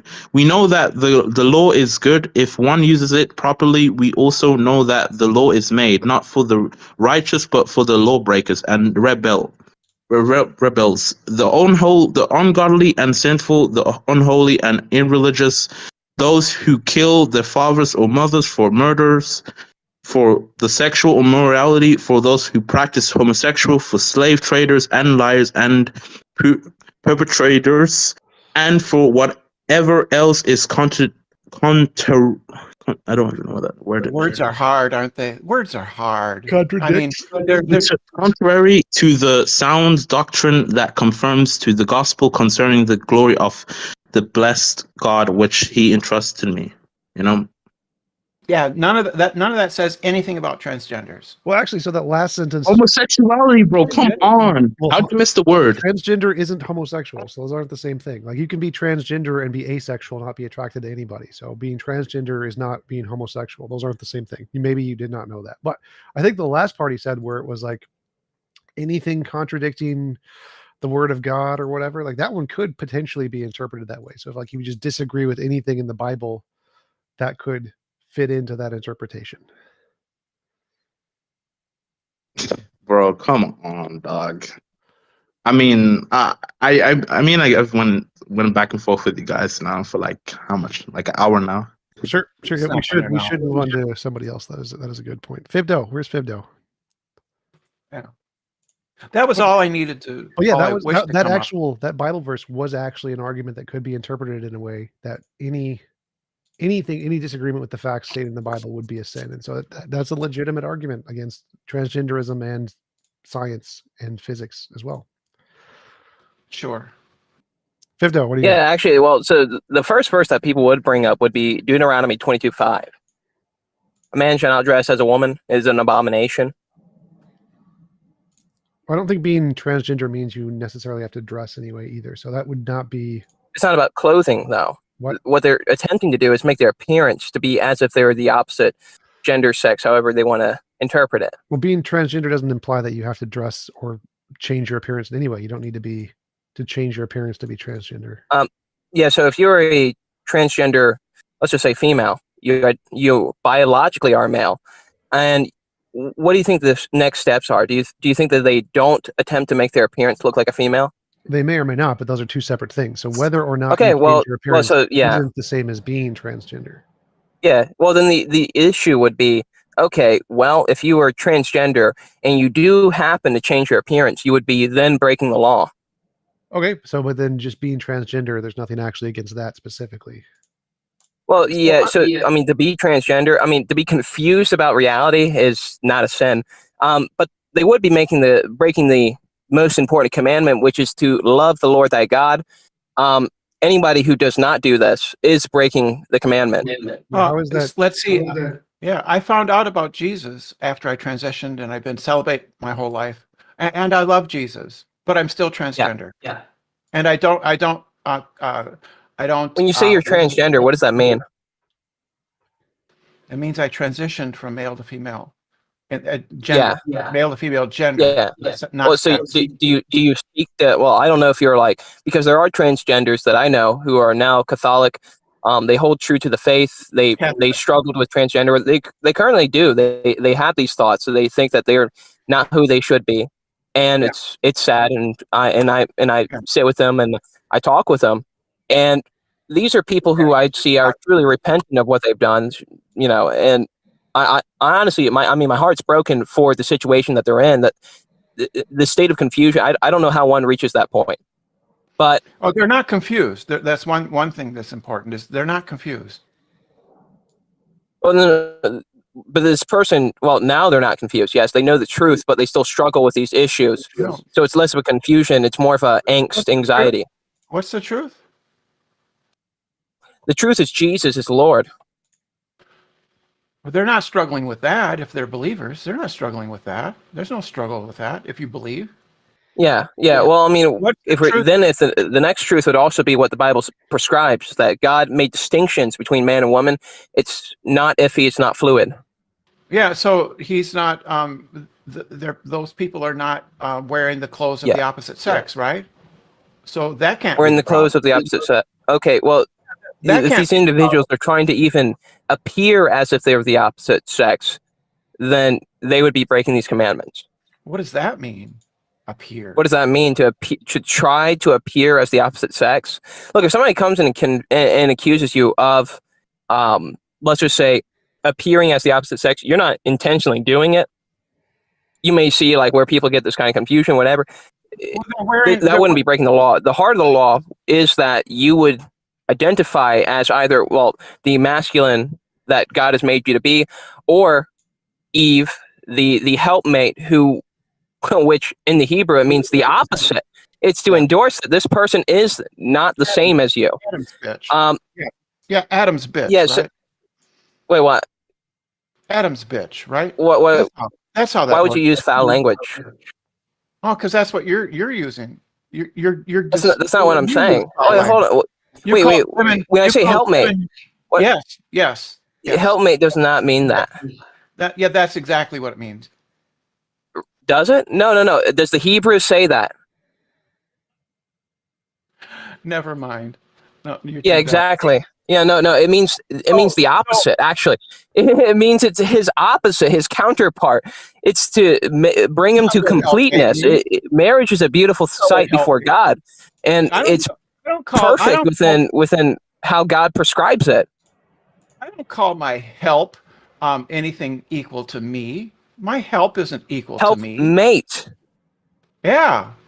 Helpmate. This is a partner. No. Okay, so how about this? God says, well, he says this. You say you're a believer, right? You agree with the text of the Bible. No, I'm an atheist, dummy. No, I think he means. You're not. In this Okay. analogy, I thought you were serious. Or in this analogy, you said you began with. So suppose I had never heard about Jesus and I transitioned, then I heard about Jesus, something like that. Yeah, okay. So you never heard about. I was still using the hypothetical. In that hypothetical, this person, since that confuses you, this person never heard of Christianity or anything like that, committed no sins. They have transitioned from masculine to feminine in their appearance, right? So they love Jesus. Loving Jesus is not a struggle for this person, right? Their struggle is with how they feel internally, being either masculine or feminine, and how society deems they ought to feel. Yeah. Well, it depends on your perception of what love is, and to follow somebody. Jesus says those are truly followers of mine. They do as I say. This is the marker of a Christian. Those that do as I say. That's the prescription to physically show that you are a disciple of Christ. Now, let's just say you don't do that. You profess the faith. You don't do that. You deny everything that was told to you. Wait. You wouldn't. That's a good marker and indicator that you're not a Christian. You don't care. You'd rather have these idols that are prompted up. So, Fipto, everyone's a sinner, right? Everyone falls short of the glory of God, right? So everybody does something that isn't in line with what Jesus says, right? So the fact that there are, like, obviously, if you did nothing that Jesus said, that would be a good indicator you're not a Christian. But having one or two areas that you fall short wouldn't necessarily indicate you're not a Christian. So say there's a transgender person, and the only way they don't follow Jesus is that one commandment, but everything else they do, then they could be better Christians than like most Christians. Yeah. Well, I'd say the best marker of a Christian is a life of submittance to Christ. And that doesn't mean you're going to orchestrate yourself perfectly. Like, I don't think everybody's going to be walking in the spirit of truth perfectly. They're not going to love God perfectly. I can't love God perfectly each and every day.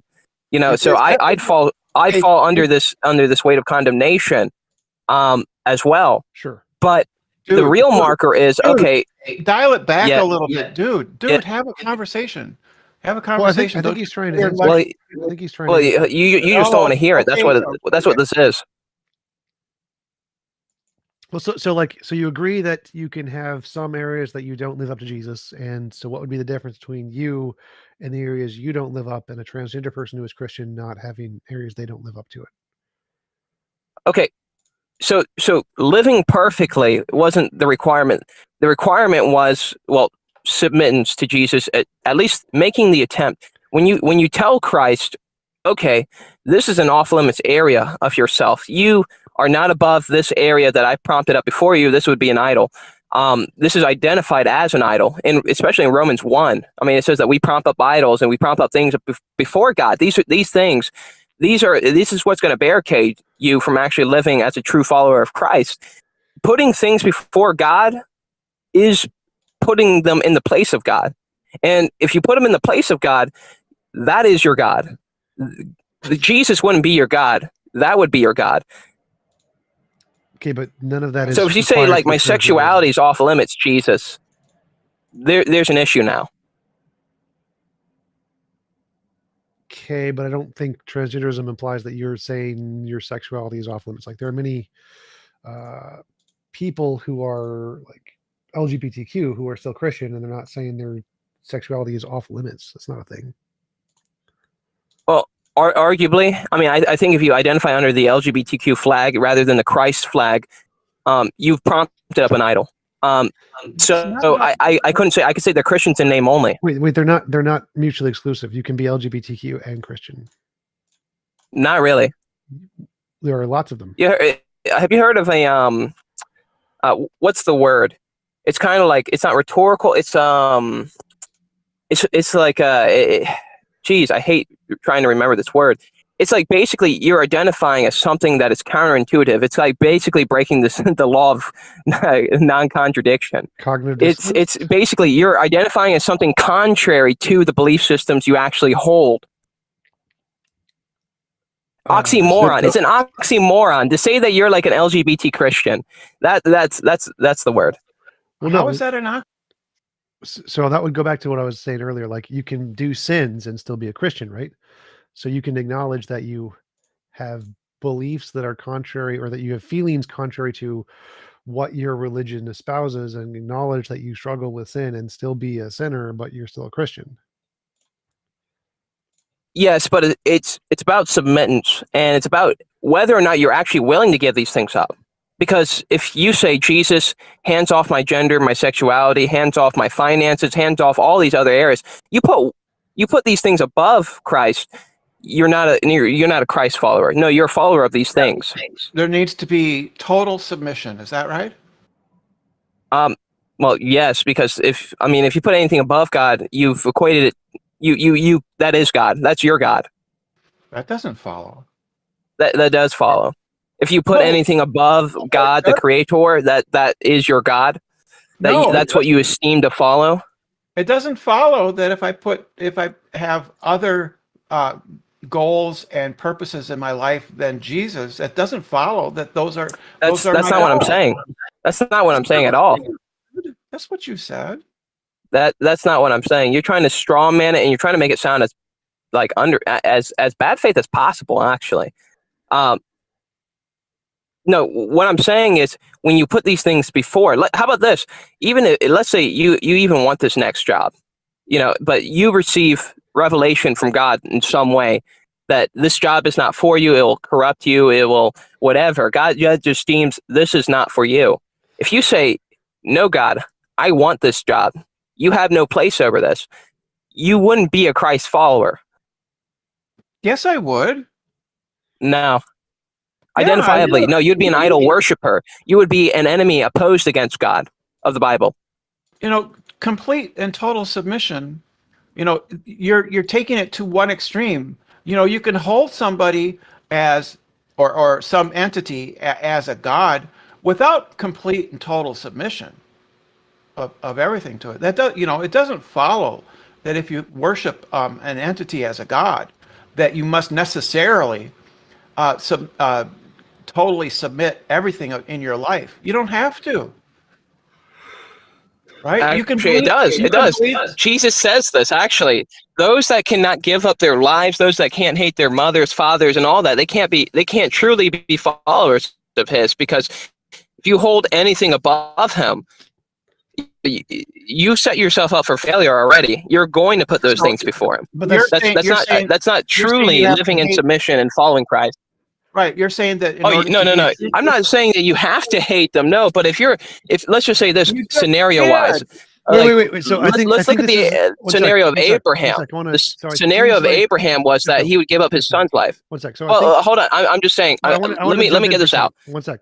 So it seems like, based on Fipto's interpretation of the Bible, he's saying that it's not my interpretation. It is definitely. It's not interpretation at all. It's made very plain and clear. Based on Fipto's interpretation of the Bible, if you disagree with this interpretation of something in text, and you think that it's not that way, then you're putting that thing above God. Whereas what you could actually be, from the perspective of a different interpretation of the Bible, they think God actually meant this in a different way than what you meant, in which case they're not placing it above God, because God meant it in a different way than the way you think he meant it. So in that way, they could say that being LGBTQ, which peoples are you talking about? Progressive interpretations of the Bible, Andy Stanley. Okay. Like, there are lots of people who, there's a very, very common interpretations that don't think that literal interpretations. You can struggle with homosexuality and be a Christian. I never said that. Sure. Yeah, but to identify before Christ, I mean, I see it all the time.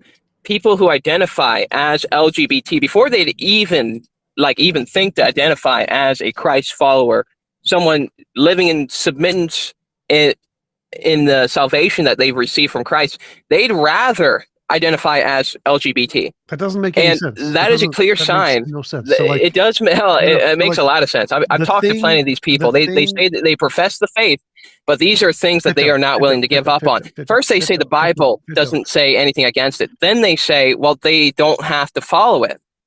Yeah, so it's not your interpretation. That's perfectly fine. But the fact that people identify as one label before a different label has nothing to do with some kind of metaphysical rule that they worship that one thing.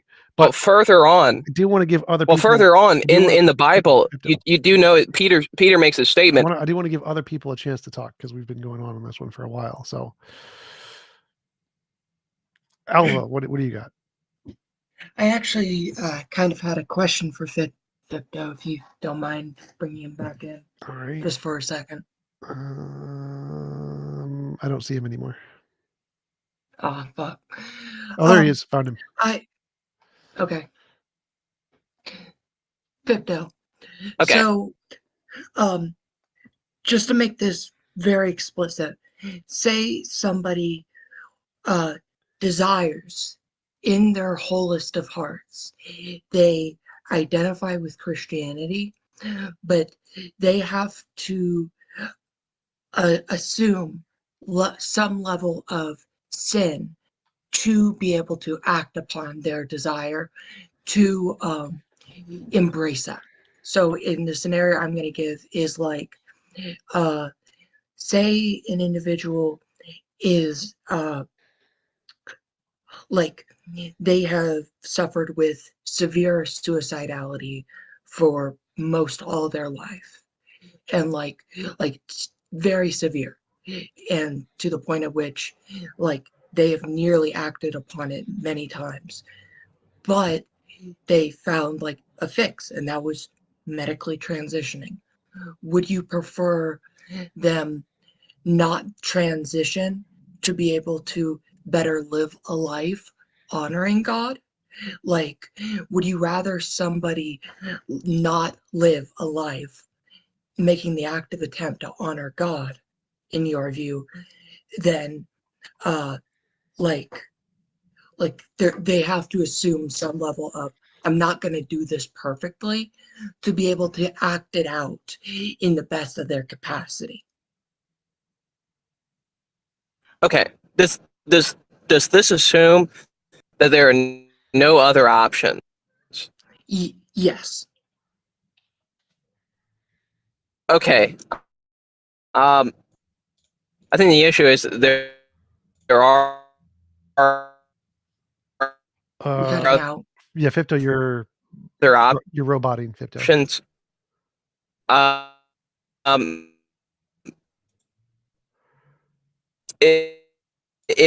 Fipto, you're roboting. You're roboting. We can't understand what you're saying. Yeah, the main point I was going to like show is that in many cases, there has been historically people who have assumed some level of sin in their life, both in the moment and historically, such as people who have gone to prison for Yeah, murder am I able to and then be found heard? God. Yeah, I think it's better. Now you are. Yeah, it seems better now. Or maybe not. Maybe not. No, I can't hear you at all. Like, All right. it's probably not the best analogy to give, but like, because it is kind of destructive to the concept of being trans, but like, or queer to any extent. But I know there are many people in prison who have committed murder, but they found themselves to become a better person through living the preachings of the Bible and implementing that in their life when they have gone to prison, and that has helped them like rehabilitate themselves. And I think to discount that in the sense that like somebody's going to, I think it's like very odd to say we should completely wholesale reject trans people as a whole when many of them actually make the active attempt to not let that inhibit their ability to be a good person living in the virtues of God. Well, I wanted to move He said on he's to. back. I wanted to move on to some other topics because we're giving 50 like an hour now. So Yeah. Oh, Do okay. you don't need me up here anymore, do you? yeah, you guys can go away if you wanted to just talk to 50. Yeah, I'll just go back down. Cool. Metajas, what do you got? Metajas. I think that perhaps the stock of God is taken a little too literally, in the sense that you need to, I think, look at the Bible as a collection of stories. So if you look at mythology in ancient Greece, we see that every kind of story actually carries a message that is supposed to be transmitted into the civilization. So, for example, the story of Hephaestus and Pandora. It is a story about how there needs to be a little age gap in marriage because Pandora was 15 years old and Hephaestus was 60 something years old. This way, you can, for example, look at in the Old Testament how it is said that you need to not eat crawfish.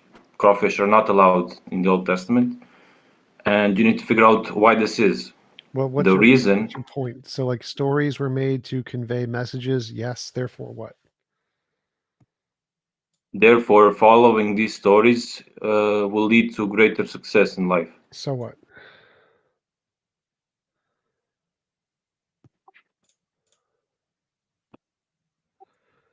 So, like, there are lots of stories that can give us insight into leading better lives, but that doesn't matter. They're not true. It doesn't matter because even if they aren't true, they convey a message that can be truthfully, or it can truthfully impact your life. So can Harry Potter. So what? Does that mean Harry Potter and religion are equivalent? No, because Harry Potter is not meant to convey a positive message. Yes, it is. That's literally what all books are meant to do. They literally convey positive messages. Lord of the Rings, Star Wars, Harry Potter, they're all meant to convey positive messages. That's a theme in the story. These are heroes' journeys. They are not equivalent. So why do you think they're not equivalent? Because the stories that were written inside of the Bible were selected for evolutionarily. So the is groups Harry that Potter. okay, you need to elaborate on why So Harry all of Potter the was stories in big theatrical books are stories of like hard work, working together, friendship. All of these things are selected for by evolution because they were successful social traits in order to get people to function better in society. So all of the common stories and tropes that we use in these big stories are specifically designed by evolution to be socially beneficial, which is why that we like them. It's why we like these kinds of stories. So yes, those were evolutionarily selected for. But you agree that some stories inside of the Bible today are not positively viewed. Sure, lots of stories are not positively viewed. There's lots of evolutionary things which are not positive.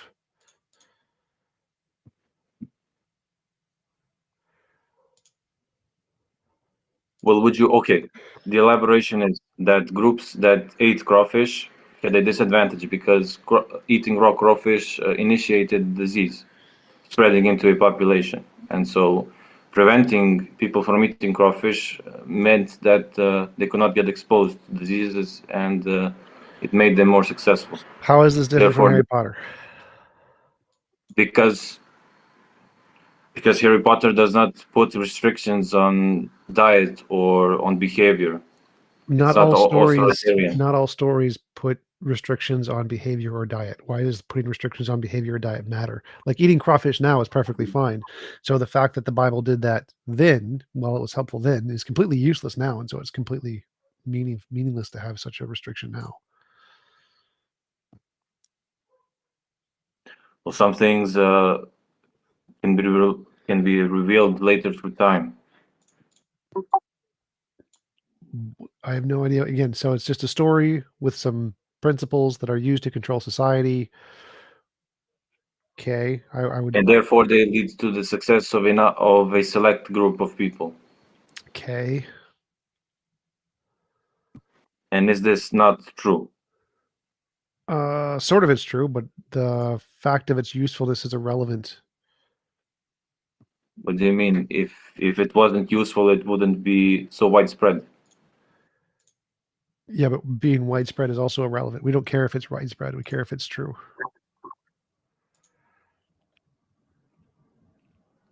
Matthews, could I ask you a question?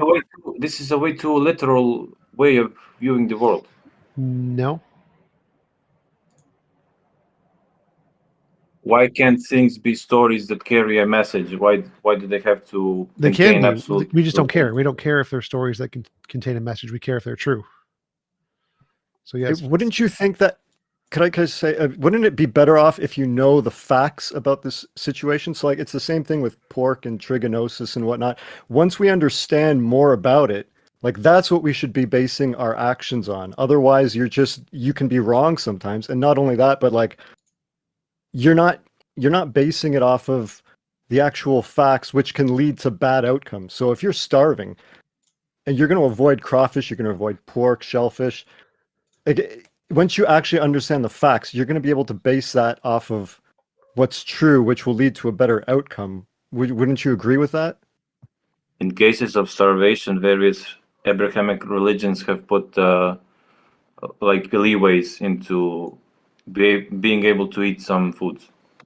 Like, for example, in Islam, horses are not allowed to be eaten, but in cases of starvation, they are permitted.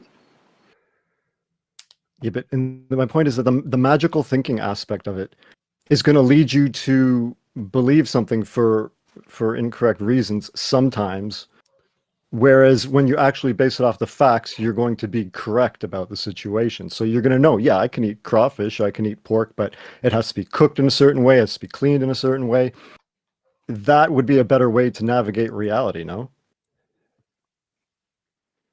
Perhaps, but perhaps on a individualist level, but on a collectivist level, it is more important to have implicit beliefs that are not to be questioned.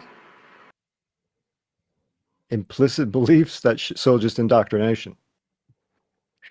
An implicit belief. Okay, for example, let's say you're sitting on a sidewalk that is very cold, and your grandma tells you, "Get up from your ass and get up on the sidewalk. You will be sick." Your grandma cannot explain to you why you will get sick, but it's something that she learned from her parents, and so on and so forth, and it at least carries some sort of relevancy. Actually, it seems like that's the wrong way to approach things. Having a bunch of rules that can't be questioned would lead to a bunch of false rules that don't help anything and that are wrong. Having a set of rules that can be questioned and you can update them with time, well, that's science, and that's a lot better. That's why we do science and we don't listen to these fairy tales anymore. Science is a better system of rules to follow because it can change and can be updated with new evidence and requires evidence. It's like telling children don't go out in the woods because a monster will eat you, as opposed to the number one cause of death, which would from that situation, which would be exposure to the elements. If you could teach a child how to survive out in the woods, should they be lost, that seems to me like it would be a better way to go about building society, building family, etc. Just basing off of the actual facts that we know.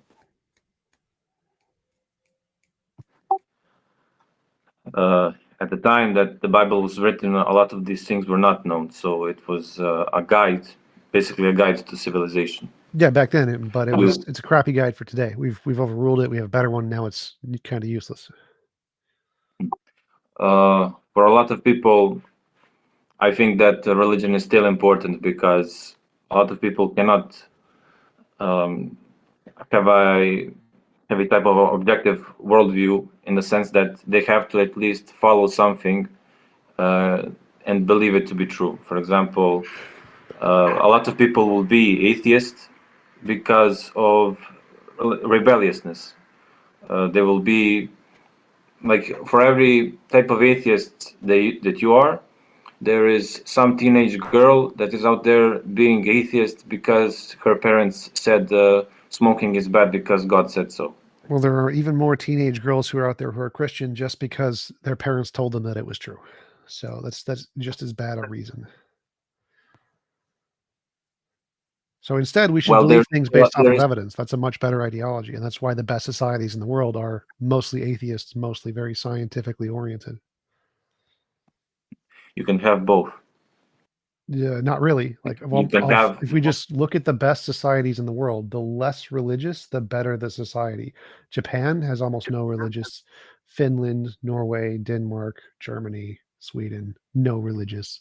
And so the least religious you are, the better your society is, typically. But looking at it historically, you can see like the United States at the beginning of the 20th century was the most powerful nation in the world, but it still had significant religious influence inside of the society, more than it does today. Yeah, it had more religious. The religiosity in the U.S. is going down consistently, and the U.S. is worse in most respects than all those other secular nations I mentioned. The level of power is just based on how much military you have. We don't care about that. We want to know what's the better society. Education, Finland wins. America's 30th. Prison, America has more people in prison than any other than like every other 6 countries combined, which is garbage for no reason. America has one of the least functional senates in the world. It has one of the worst healthcare systems of all developed nations. America has some of the worst tax systems in most developed nations. It has some of the worst rules that enforce like labor, worst minimum wage laws. Like America is about 30th on all of the effective policies because of the religious people, because of the Republican religious people who want to remain conservative. So the religion is what's holding America back from being number one in all of those stats, which are dominated by secular nations that make decisions based off science instead of religion. Well, this would, by your logic, this would mean that people who are inside of the prison system are there because of their religiosity, or? Well, the prison system is broken because of people who are religious writing rules about it. I mean, most people in prison are Christian. There's only like 0 point something percent of prisoners are atheists. But the problem with the prison system is the fact that it's designed to put people in prison by conservative, Republican, Christian, authoritative values. So because America is still very Christian and authoritative, those values translate into laws that influence the prison system, which cause a disproportionate amount of people to be in prison because of religious values. or would you say that the monetary incentive to keep people in prisons is much stronger than the religious aspect of it? No, because the monetary incentive is there in all of the countries. You can make money from putting people in prison as much as you want in any country. They don't do it. And the reason they don't do it is because they don't have an authoritative ideology encouraging them to put people in prison. Sometimes things like sometimes punishments that are very severe can actually have a positive impact on the society. Sure, they can, However, but prison doesn't. We know prison doesn't. We know the yes, prison we know. rules implemented by America are absolutely backward and heinous and don't do anything, and they actually cause greater crime rates, higher risk. Like I forget what it is, recidivism. The amount that prisoners go back into prison, back into crime, is higher in the U.S. because of the garbage American laws, like solitary confinement. Absolutely terrible for psychological punishment, but it's used because Christian Republican values, where it's not used in more developed nations. We know that the Swedish and Finnish systems, where even mass murderers only get like 27 years or something, and they're put into a place that has knives and a house on an island. They can literally just walk off and leave. Those areas have a significantly higher rate of causing people to become better and more functional in society than the American system. So the American system is garbage. And these all authoritative rules don't help. We know they do not help, but we still do them because of Christian values that are in the Bible from 2,000 years ago, which don't apply to today. You also have to take into account that one of the more, I would say, in my opinion, important aspect of a functioning society is a stable birth rate. So if your birth rate is below replacement level, that is definitely not something that is conducive to a healthy society. No, societies can work just fine with a lower birth rate. Whether or not there's a high birth rate doesn't matter to the success of a society. Like as long as you have technology that can replace the work that the number of people were doing, then you can have a functioning society without a high birth rate. The problem with this is that this is a hypothetical. So no, it's an actual at the current AI stuff. Like most of the work that can be done by humans can be replaced by GPT-4 like right now. So we have technology that can do this right now. A lot of the service sector jobs currently at this can all be replaced by AI. Replaced. Every single one of them. Very easy. Like they're actually, I think somebody already did that. Was it a McDonald's or something that's all automated right now in Texas, I think? And there are robots who are flipping the hamburgers. Yep, 100%. I think it is. Fully robotic restaurant. Google fully robotic restaurant. There's a bunch of them. In China, there's a bunch of them. In Japan, there's a bunch of them. San Francisco restaurant is run entirely by robots. So San Francisco.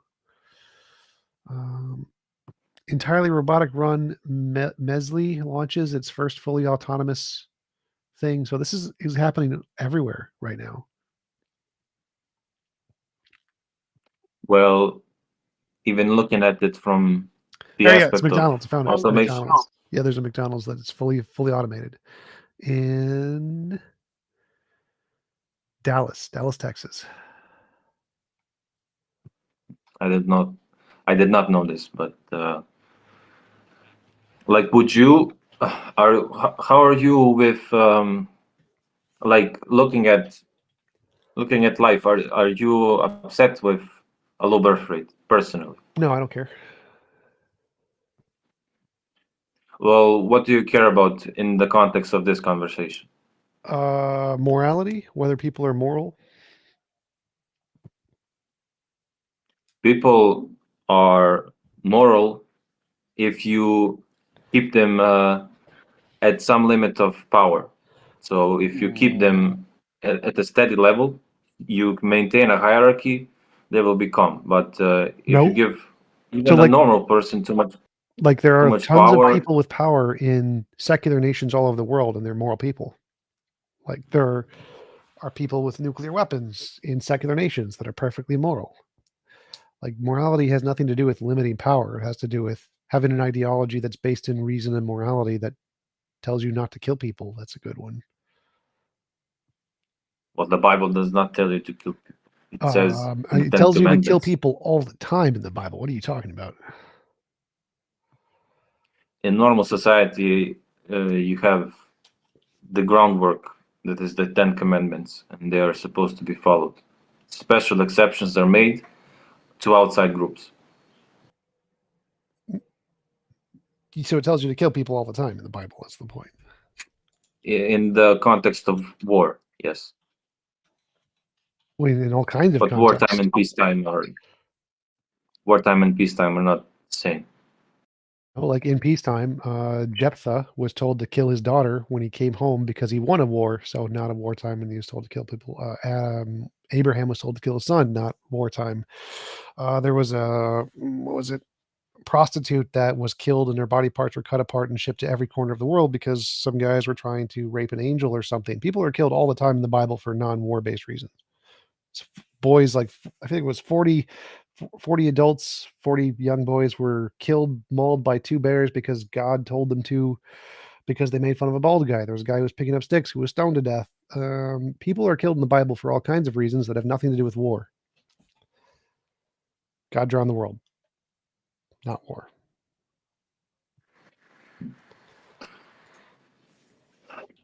Well, would you be open to the suggestion that the reason why Christianity was successful is because of it has to do with reproductive success? Sort of. Has to do with a lot of factors, but I don't care why it was successful. It's not true. We have better models now. So there's literally no value in Christianity today that can't be replaced by new ideologies. Is there a secular type of ideology that can increase the birth rate? Who cares? No one cares more about than, birth rate. than Birth rate does not matter. Birth rate is irrelevant. Technology is what matters. well, I care about birth rate, so That's dumb. that is the context I used. So like what matters is life expectancy and technology. Those two things were going to dominate birth rate by a significant margin. So like when we have technology that can increase our lives to like 1 million years, we aren't going to care about birth rate. One thing on an important thing is I base my ideology on the context that the economy that is traditionally capitalist is not changing. So in order to create the system where you have technology replacing traditional, you have to basically replace the whole society as we know it to accommodate for. So to accommodate economically, things which like countries have the biological best economies? The ones with the highest birth rates or the ones with the lowest birth rates? Every economy every country at some point had high birth rates. It's a cycle Which that economies right now in the world are the most successful? High birth rates, low birth rates? well, you have also exceptions like Israel that has a birth rate of 3.5 yet is economically successful. Okay, and so inside the of majority, Israel, what is the majority? Do majority of the most successful economic countries in the world have high birth rates or low birth rates? economic success not only needs to be looked at. You're not answering the question. Do most countries that are the most economically successful have high birth rates or low birth rates? There is more nuance to this question, but if you want me to answer it directly, I would have to say yes. But you also have to take into consideration what the West was like in the past, at the time of the baby boomers, when baby boomers were born. The economy back then was more successful than it is today. You mean during World War II? After World War II. Right. So after there's a massive war, there's an economic recession, and then after the recession, there's massive growth. So if we had another world war and then a big recession, and then we would have lots of growth after that. But the rate of growth was the same proportionally. If we average out the massive depression, the the major depressions from World War I and World War II, and then the rate of growth would be about the same. So it's not actually that much different.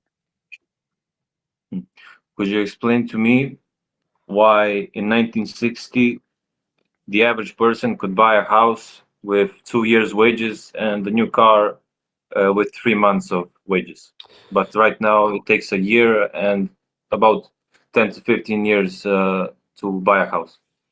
Because of inflation and low Okay, wage what? rates that haven't been raising because companies are greedy. Has nothing to do with birth rates. I think it does have to do with birth rates House, because housing has become a commodity completely. There's a reason why houses are like left vacant versus using it to house a family. It's a pure commodity at this point. it's seen as a investment rather than something that is massively produced and For sure. supposed to be used. Right, which has nothing to do with Yeah. birth rates. The reason I think it houses. does have to do. Why do I you? think it does How have do to you do think with birth. the level of birth rate is going to change corporate structure to buying and selling houses? How would higher you birth have- rate make companies want to make more houses cheaper? A higher birth rate means that the houses being built are more densely packed, so that incentivizes lower prices for housing. No, it doesn't. There are Houses houses have- that are packed in like the southern states, like Texas, where there's lots of immigrants. They're not building more houses. They're building more expensive houses that are not packed. Packed houses doesn't encourage more people to build more houses. That's not how it works. Money is what encourages people to build more houses. But you need people to work in order to make money and therefore have an increase in housing. We have automated things that can do all that now. And again, all of those people, the immigrants, are working and making money, and they're not building more cheap housing. Doesn't happen. San Francisco, lots of working, lots of people homeless, no housing. People building housing has nothing to do with the birth rates. It has to do with the profit rates. Birth rates is irrelevant to the cost of housing. Like India has massively high birth rates, and their housing is extremely expensive because all of those people who are born into poverty just live in the shacks.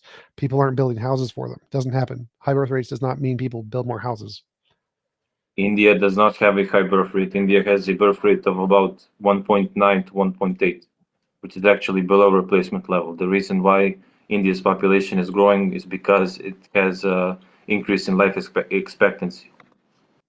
Indian birth rate is 2. That is still below replacement. Replacement is 2.1. So it's not by any means a high birth rate. It's a normal birth rate. That's a high enough birth rate. So high birth rate does not equal more housing. Like pick a country with the highest birth rate. Do you think they're building more housing? Is their spending on housing higher? No. Zero of them. Zero of the countries with high birth rates have higher housing unit building than America. It doesn't happen. High birth rate does not mean companies build more houses. Literally irrelevant. Like you can just take every country, take their birth rate, and take their amount of housing being built, and see if they correlate, and they will not.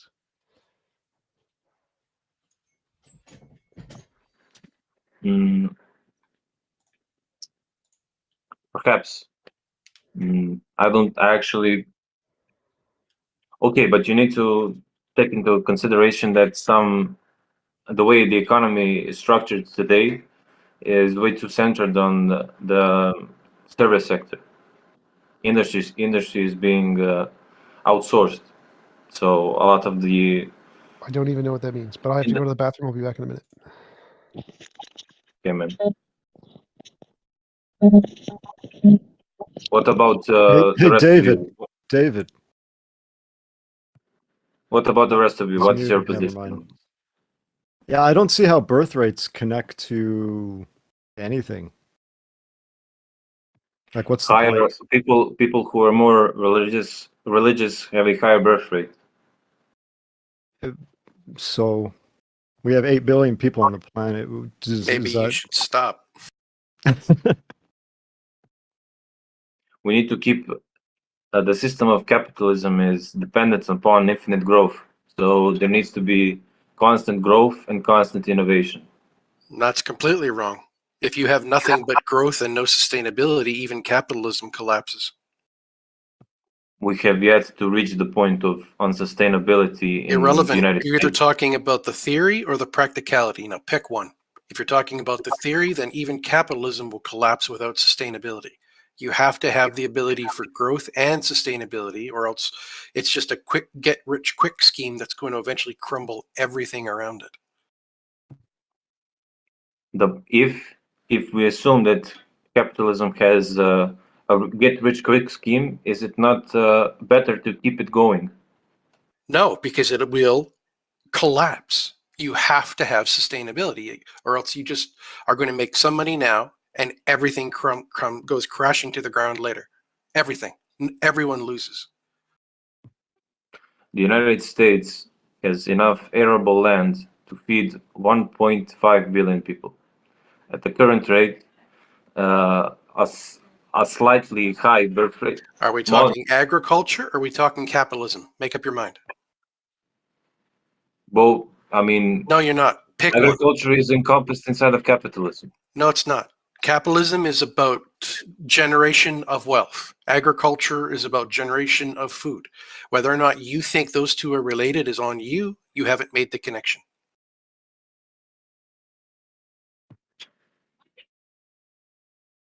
Do you care if it reaches that collapsing state? It sounds like you don't care. Oh, he's gone. Yeah, that's what happens when you actually push back. Folklore. Let's talk about folklore. He thinks that there's being wisdom in folklore. Red sky at night, red sky in morning. Everybody knows this folklore. People observed these connections. They had no idea why it was there, you know, and there's a scientific reason why it's there.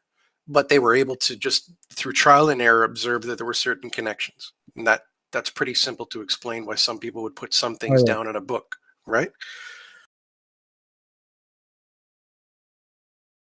And what was his other comment about prisons? I mean, literally, the prisons is based off of the penitent system. That's where you even get the word penitentiary from. The idea that you're taking these criminals who have morally, like, sinfully acted and giving them someplace to stop and think about their actions. That's the entire idea of the penitentiary system, which is why pushbacks against rehabilitation and restorative justice get pushed back the hardest by religious fronts. Walker, I need to ask you something. Do you think the world is like controlled, like a controlled like thing? What do you think? I'm sorry that you think that's a cogent question. Perhaps you could try again. The world? What the hell do you think the world is? Yeah, but of course. But what do you think? In which way? Do you think? I'm sorry that you think that's a cogent question. Try again. We should try again. Okay.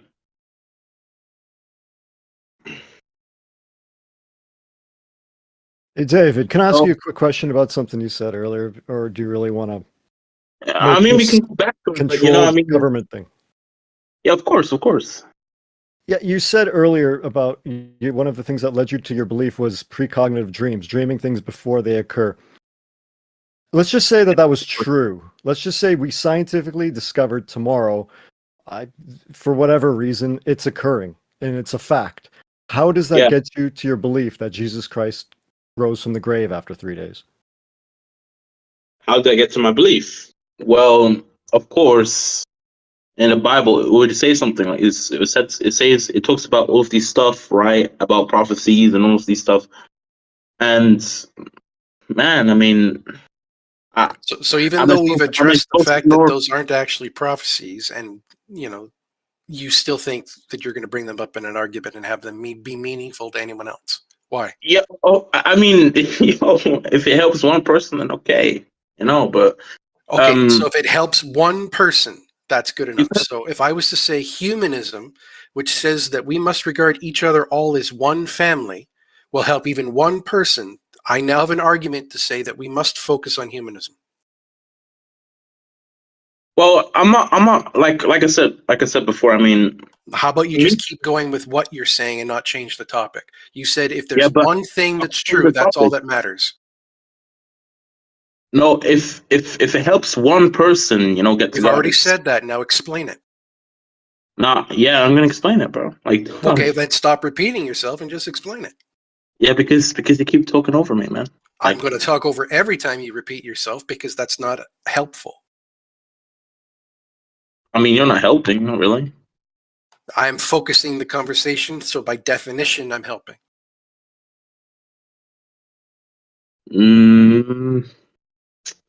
Anyways, what I wanted to say was, you know, because you know, if because of God's word and stuff, and you know, I mean, if it can help someone get to heaven and stuff, you know, man, like Which God's word? Muslims, Jewish, Christian? Which God's from the words are Bible, we crap shooting from the here? Bible. From the Bible. Yeah, that doesn't narrow it down as much as you think it does.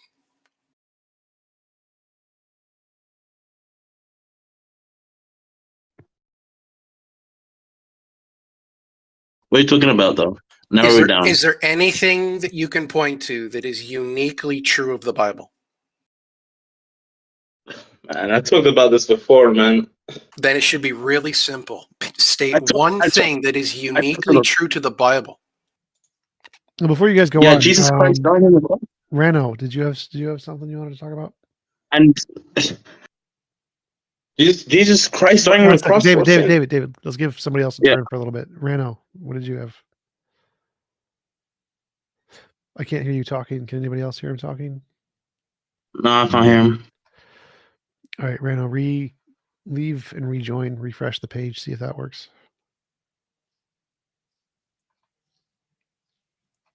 Yeah, I just wanted to talk about people, you know, don't believe in like in the Bible prophecies, but they believe in like in worldly prophecies. For example, I don't know if you know about the Illuminati card game that was released, you know, and also I don't know if you definitely know Simpsons. How What they part predict about stuff this and is how you those things picking come true. something uniquely true about the Bible? No, I'm not saying I'm not. I'm just So saying you're just people not don't going to believe. answer the question? You're just going to hide? What? No, people don't believe in the Bible, but people believe in worldly prophecies. Like, You're for still example, not specifying what is uniquely true about Scripture. Is this too complex of a question? yeah, but that's not what I'm talking about now. I'm talking about, you know, You people believe in worldly specifically were talking about how God's word was somehow important. And so now I'm asking you to give an example of anything uniquely good about the Bible, or else take back the comment that God's word is of any value at all. It helps you get to heaven, man. Cool story, bro. Now, could you point to something that's not just a story? Well, if you believe in as the Bible as a story, then yeah, I mean Everything that's starts as a story. Everything starts as an imagining. yeah, but That's our I default said position, that. and you've got to take it to the But next step. Walker, do you believe science is a story, like them finding evidence? Science is a methodology. It's like walking. It's a process to get from one point to the Rano, next. Rano's back. Rano, Yeah, test but you your said mic. everything is a Yeah, story. I think I'm Yourself. audible now. David, Come stop. on. David, stop. Rano, what did you have for us? Do you have a question, comment? I'm audible now, right? It Yes. works. Yes, we can hear you. Nice, thank you. So just wanted to add something earlier about the prison system in America. I think it was mentioned that I think the example was Finland, where they have literally like murderers learning how to socialize and do jobs and learn things again, like rehabilitation. In this country, they have the old prison still as a museum. And if you look in those prisons, there's a documentary about them, it looks like the prisons of America today. For sure. So they're literally so forward that the prisons that are now in America are their museums. Yep. Very true. Rehabilitative justice is superior by every metric.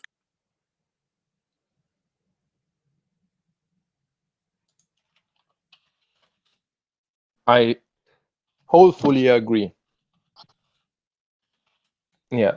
And another thing about the trans thing, we could assume that there are not more than two genders, even if someone is trans. Like, I don't agree, though. I think there are more. But just for the sake of the argument, if the Christian says, "Oh, there are only two genders," the Bible says so, then you can say, "Yes, there are only two genders. I'm going from one to the other. I'm not adding one." Yeah. English dandies in the 17th century wore powdered wigs, leather tights, frills, lace, and these were considered the height of masculinity in British society.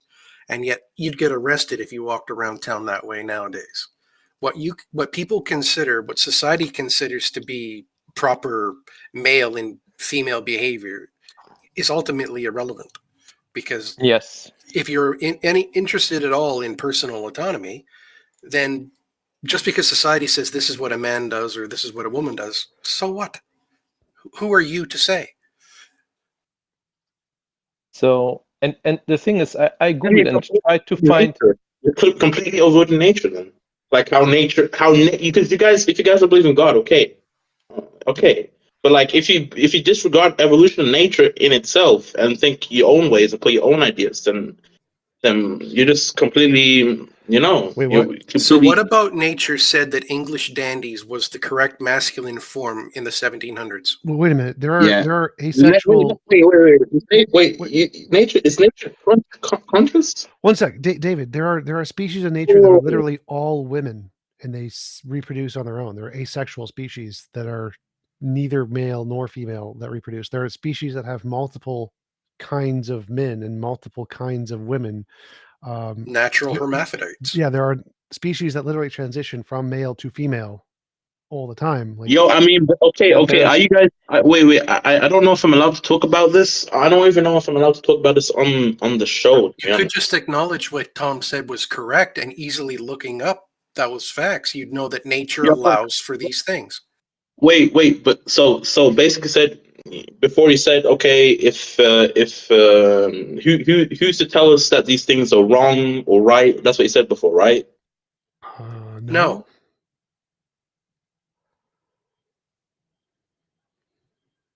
But that's contradictory what you said before. What? You said how can society tell us, what these things are, right?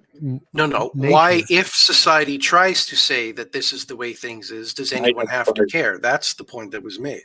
Just because someone says that I should be wearing a powdered wig, does it mean that they're right? Does it? Okay. So there. That's a fair argument. There you go. Fair enough argument. We're not saying that biology doesn't have an influence on how we behave as male or females. We're just saying that social influence is a big, maybe even a bigger impact as well. And you cannot disregard one for the other. You have to consider both. So just back to the species, the funny example. I think slugs, they have literally a penis fight of who keeps the penis and who becomes female. I'm not kidding. Yeah, and don't they impale each other with them, and that's who wins? Whoever penetrates the first one wins. Yes. Wow. Interesting. Yeah, nature says a lot of things about gender if you want to look it up. Interesting. Well, so you let's say in the future, right now they're doing like the LGBTQ thing, right? But like let's say in the future, right, they then like do like pedophilia pride, for example. And we already seen this today, So what if to do that? Why you guys paraphernalia? Well, there's pedophilia pride. Because that involves violating the consent of a minor. It's literally immoral. LGBT isn't. Yeah, but what do you guys think about 1 second. One is about consent, and the other one is not about consent. Yeah, one's about gender, children. one's about... Yeah, one second. One is about children who cannot consent, and one is about adults who can consent. That's the difference. That's typically why you don't want to bring up that subject very often in these sort of debates, especially with educated people. What are you talking about, bro? I just said I'm not sure what I'm talking about, but I'm trying to talk to you right now, so it's a bit hard. No, I'm just saying, I don't know if I'm allowed to say this on the show, like about pedophilia and stuff. It's immoral. You're not sure that's immoral. wrong? Pedophilia is immoral. LGBT is not immoral. That's the difference. Did you just say you're not sure if pedophilia is wrong? No, I'm not sure if I'm allowed to bring up these topics on the stream, you know? You just brought it up and we shut it down. Where's the problem? Well, some YouTubers have some rules. Got to get a so little it's more fair. aggression to your talk there. Steve. It's fair enough. One second. It's fair. I don't know if you know about censorship, right? It's fair enough for him You to brought it ask. up. We talked about it. Where's the censorship? No, before I brought it up, before I brought it up, right? Of course, I'm talking about that. Yeah, you brought it up. We talked about All it. right, Is there Shrub, some Shrub, what second do you got? conversation going on in your brain? Shrub, what do you got? What have I got? Yeah. I'm still pursuing my purpose-driven life. Why? And I'm working on incorporating non-theistic purpose in my life. Okay. My take on that is I started an atheist church called the Church of the Best Possible Worlds. We're trying to provide affordable housing. So if you're in the atheist purpose thingy, mine has a morality that says we should do as much as we can to limit the involuntary impositions on people. And the best way to do that is to provide affordable housing. So we're saving up for an apartment building to provide housing for people at a lower cost. And that's our atheist purpose. That kind of sounds like what Dave Matthews did. No, Church of Maximal Freedom. Have you ever heard of Dave Matthews, the musician? Yes. Heard of him. Yeah, I think he's originally from Virginia, and I think he gave $5 million for a large housing complex. Cool. To help provide affordable housing. Cool. And I believe he's also an agnostic. Awesome. There are lots of Not that that agnostics and atheists. Who Well, do we that can kind of fix stuff. that and get him over onto the right dichotomy.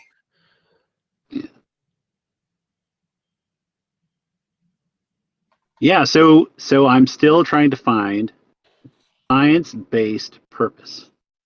There isn't any Evidence. Science is a hypothesis. methodology. Why would it have a purpose? No, It is. I know. That's not what It's that's not what I'm tough. saying. So science hasn't It's tough. demonstrated that purposeness exists yet. It's just a hypothesis, but that's fine. You can say that any religious-based purpose will have equally as much foundation as any non-religious based purpose because there's equally as little evidence for both.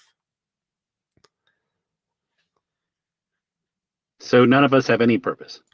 No, we can have purpose. No innate There's just purpose. no. Why there's would no- You know what I find crazy? Like people acknowledge that we humans are not perfect, right? And science is made by us, right? Wait.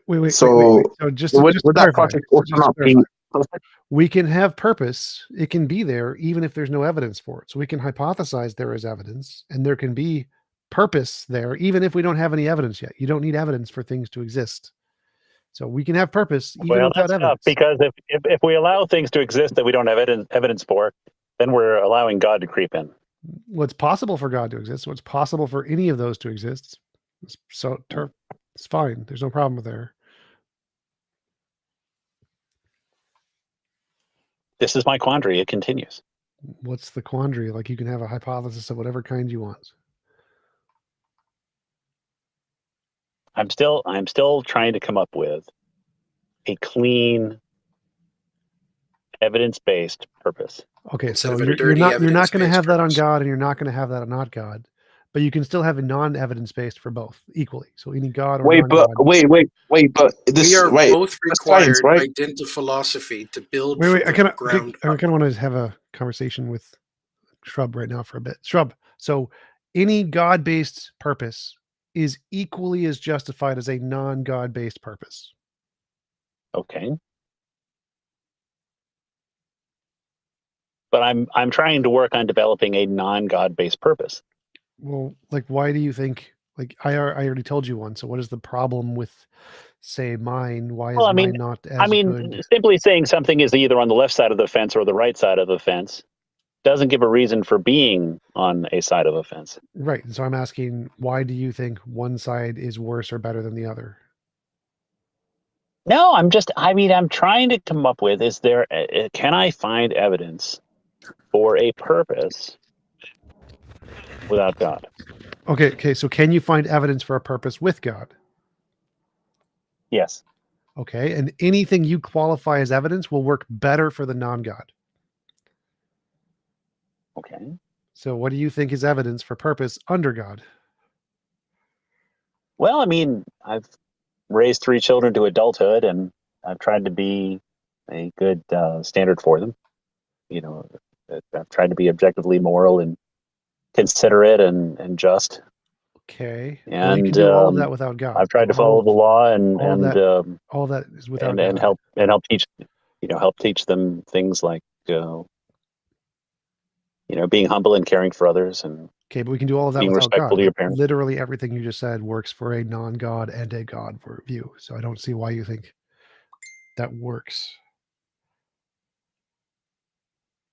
Because I asked you for why do you think you have purpose under God, and then you listed a bunch of things that work equally as well for God and no God. Okay. All right. Well, I'm just saying I didn't come up with these. They were taught me. Well, I don't care who came up with them. That doesn't matter. Yo, you guys there? And one of the reasons why Yeah. I'm working on this is my oldest son is an atheist. Yo, are you guys One atheists, sec, right? Defender. One sec, Defender. It's Shrub's turn for a little bit. Go ahead, Shrub. No, it's fine. You said Yeah. So my son who's 23, he's an atheist, and he's perfectly good from a budgetary standpoint. He's perfectly good from a legal standpoint, and he's kind of tending towards being a hermit right now. okay. Do you think that has to do with his atheism? No. I mean, I want him, but see, the thing is, if you don't have a defined purpose, then why screw with any of it? It's there's no why. There's no driver. Well, again, so you can have a purpose with a God or without a God, and you can have no purpose with a God or without a God. And so what is the relevance of that question to whether or not there's a God?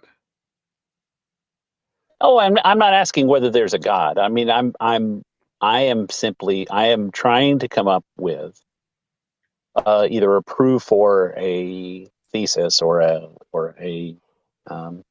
non-religious proverb, maxim, paradigm of purpose.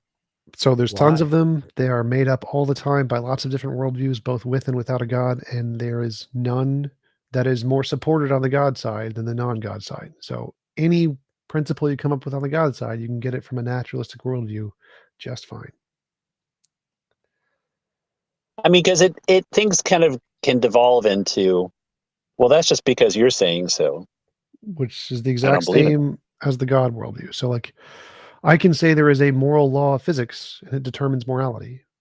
Just like you think there's a God that determines morality. So there's a thing out there that it grounds all reality that causes morality in nature. Well, I mean, the other thing I'm thinking of is just stirring up a lot of greed. If I can instill an egregious amount of greed, Which most religions or do. flattery, Which most religions maybe I do. can get them on that. Yeah. That's more religious organizations and beliefs do that than non-religious. Non-religious are clearly more moral. Okay. Well, I mean, he's kind of like, he always throws up, the why. Why should I have to do this? Why should I care? Which is the exact same for both, so that doesn't give us a differentiating factor. Well, I'm not asking. This is not to be a comparative. I mean, and TJ, we forgive me for saying this, but we've been caught in this circle before. I am not trying to dispute whether religion would be better here. I am trying to work entirely on his side of the fence, which is a non-religious view. Well, the problem is that, help him. Well, I think the problem is that you have presuppositions that you think a God-based worldview provides purpose. You believe that. But when you try to work on someone else's side of the view, what you don't realize is that they can have the exact opposite belief, that you can have purpose without a God. And so just like you believe you have purpose with a God, in order to work on their side of the fence, you have to acknowledge there can be purpose without a God. I mean, he has materialism. He likes stuff. He likes money. He wants housing and vehicles and being able to go on vacation. Wait. That's slightly separate topic here. So the first thing is, in order to work on the other side of the fence, you have to realize that the grounding for purpose without God is equally justified as the grounding for purpose with God. I'm not invalidating him. I'm not telling him he's wrong. I'm not telling him he's stupid or he's aberrant or anything else. No, I'm talking about you. But I'm talking about you. You need to understand that the grounding for morality is the same, or grounding for purpose is the same with or without a God. And once you understand that, then you can say, okay, for any justification I think exists for purpose with a God, he also has that for purpose without a God. And then you'll start to be able to understand what you can have conversations with them about and how to talk about purpose to people who are non-religious. So I can just simply not have any, not give any, citation, and simply throw something at him, and it's equally valid from a non-God view. Wait, what? I didn't follow that at all. So in other words, if I don't cite something and I say, you just have to do this, it has equal value from a non-God perspective. No, I think what you're trying to say is like, so you cite God as the grounds of purpose. In a naturalistic worldview, you can cite nature as the grounds of purpose, or law of physics, Platonic object, a priori abstract, logical kind of law. Like there's lots of things that can ground purpose that are not God. Well, maybe perhaps a better way of asking is there a way of describing human greatness in non-theistic terms? Human greatness. I don't think of humans as great. I don't know what that means. Like, I think that they're morally significant. I think all conscious entities are morally significant, but I don't think like greatness is a thing that matters. So it might also be, I'm getting a tingle, but I really don't know that he might have a depression. Maybe he needs to talk to a therapist. I don't know, though. I don't want to assume anything. Just feels like it. Well, I mean, there's a certain inertia in life, which is you get hungry, you have to eat. You start smelling, you take a shower. If you can't open the door, you clean your apartment. It's like there's certain things that you end up getting forced into in your existence. But what about the things you can choose to do? What about the things that you can garner inspiration and motivation on? And see, this is the challenge is I want to help reach him in more ways than just simply having a job and acquiring money. Well, for example, TJump shirts could be something that he might gather motivation from. Like if he wants to make also the best possible world and give housing to people, affordable one, it might be something that is of his interest. Doesn't that have value? I'm sorry, with your accent, I didn't quite get to the front of your sentence. Could you say it one more time, please? He said that no problem. Your son could find value in something like my atheist church, which provides affordable housing and tries to help humanity. And so that would he can afford housing. He's making no. He's making providing about $68,000 a year right now for other people. Okay. Yeah. So like a Habitat for Humanity type of thing. Yeah. So he could find purpose in those kinds of organizations. I think he's going to enjoy video games more than cleaning out an apartment building or doing construction work. Sure, but your purpose. He's kind of a small fellow. He's only about 130 pounds. Purpose isn't the thing that gives you the most enjoyment. That's not what purpose means. Yeah, but see, the thing is his defense is I just don't want to. Sure, and that's fine. What's wrong with that? Yeah, my depression tingling gets more. I mean, he's super motivated at work, and he's willing to put in a good day. Maybe even 10 hours a day. And then there's just not much of anything. So what? Maybe that is his purpose. High functioning depression is a thing. Or maybe that just is his purpose and what he values. What's the problem with that? Well, as a parent, you just always want the best for your children, I guess. Well, maybe that is the best for him. Why are you trying to impose your values onto him? Maybe that is his best life. Well, if it could be described by others as being indicative of depression, I don't know that you could also say that it's exemplary. Literally you can. So you can literally define Buddhism as depression. You literally do nothing all day, sit around and meditate and don't do anything. That sounds like depression in many ways. So for many people, what may sound like depression may be their purpose and what they find the most joy and value in life. So it's subjective for each individual what gives them the most joy or what depression may look like. For many people, depression doesn't look like anything because they hide it and are very, very social. So it's not correct to say that because someone defines it as depression, that means it's not the happiest state for someone. I don't know that my son would say he's depressed. I would simply say that, that he just, he just doesn't want to get to it yet. Well, again, so why do you think he change? Why do you think he's not living the good life as it is for him right now? I'm looking for a means of better communicating with my son. And so I guess if I'm being selfish here, I'm trying to gather some notes for our next conversation. I actually spoke to him earlier today. He's upset that his cat has got his two cats has a kidney disease. Okay. I mean, he's not terribly upset, but he's bummed out about it. Yeah, that makes sense. It's a very friendly cat. He cares about it. That's what matters.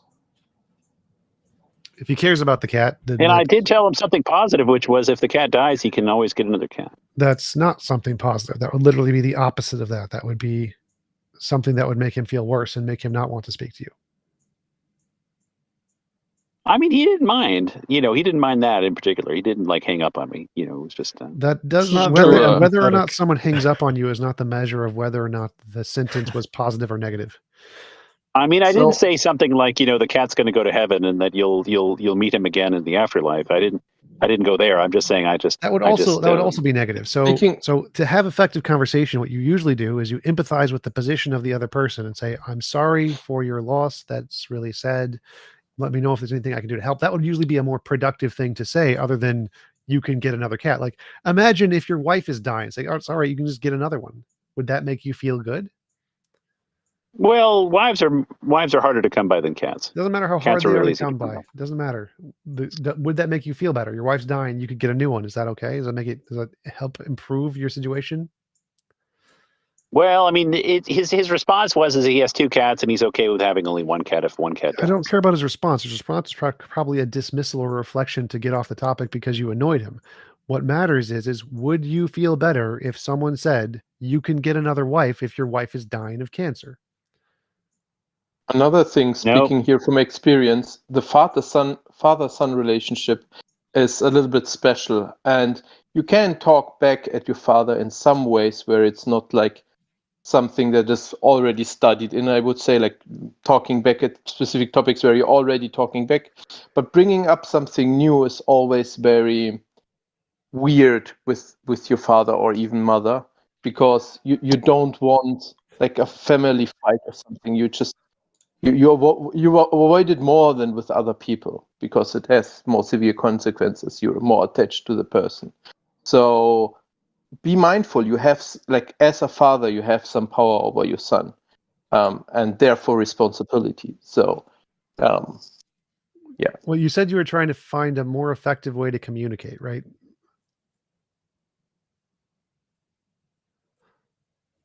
Shrub, so you said you wanted to find a more effective way to communicate, something like that? Well, I mean, I'm just trying to conceptually wrap my head around atheistic purpose. It's the exact same as theistic purpose. Beyond running around and separating people of faith from their religion, what other purpose can there be? It's the exact same as theism. Theism, you make up a god and you think this god has values and those values are my purpose. With atheism, you make up a law of physics and you say this physics has this nature to it and this nature is my purpose. It's the exact same. There's no difference. God is made up. No difference. No difference. Makes up properties. You make up properties of what you think it's like, and then you say this is the purpose. All right. So if I can find something in particle physics, then I've got something to hit him with. Sure, you can say, hey, I think of moral naturalism, which is a thing in what's philosophy. Moral naturalism says there are moral values, and these moral values should be purpose. And that's just as valid as theism. Yes, probably better. Okay, I can deal with that. So moral Naturalism. valuism. Moral Moral naturalism. Yes, it is a position. Natural morality. Moral No, naturalism. it's moral Okay. naturalism. Natural morality is something Moral different. Moral naturalism. Google it. Okay. Stanford Encyclopedia of Philosophy. It is a thing. Moral naturalism. So another thing that helps me quite a lot and gives me purpose is meditation in itself. Like I noticed change in my day-to-day life. Medication? What kind of Not medication? medication. No, not medication. Meditation. Meditation. Medication? No, no, not with a C. Oh, you're meditating. You're Buddhist monk. meditating. Yes. You're meditating. I'm sorry. Yes. Can you say squirrel? I won't. So what I'm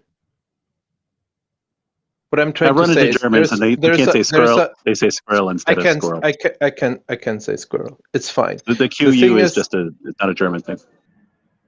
Fuck it. Listen. What I'm talking about is, for example, mindfulness.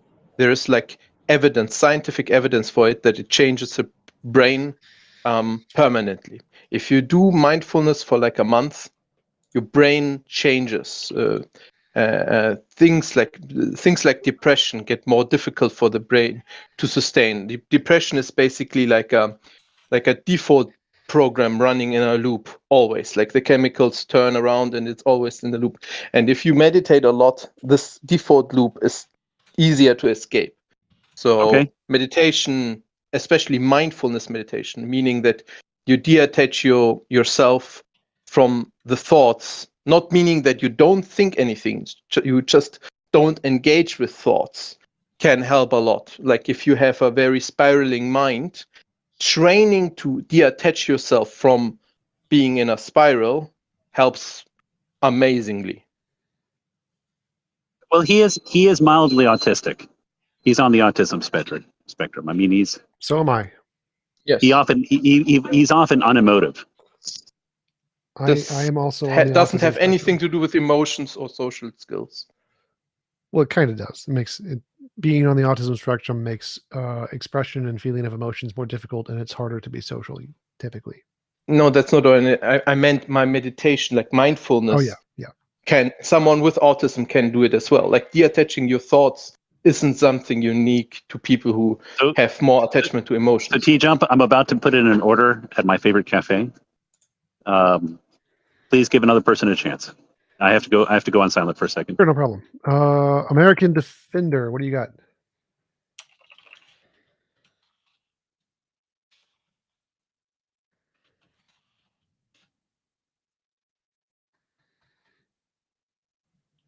Looks like he's muted. I think he self-muted himself. I didn't mute him, so it's just like not there. Got bring these guys back up.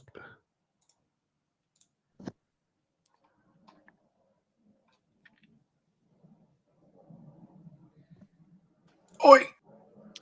Oi is correct.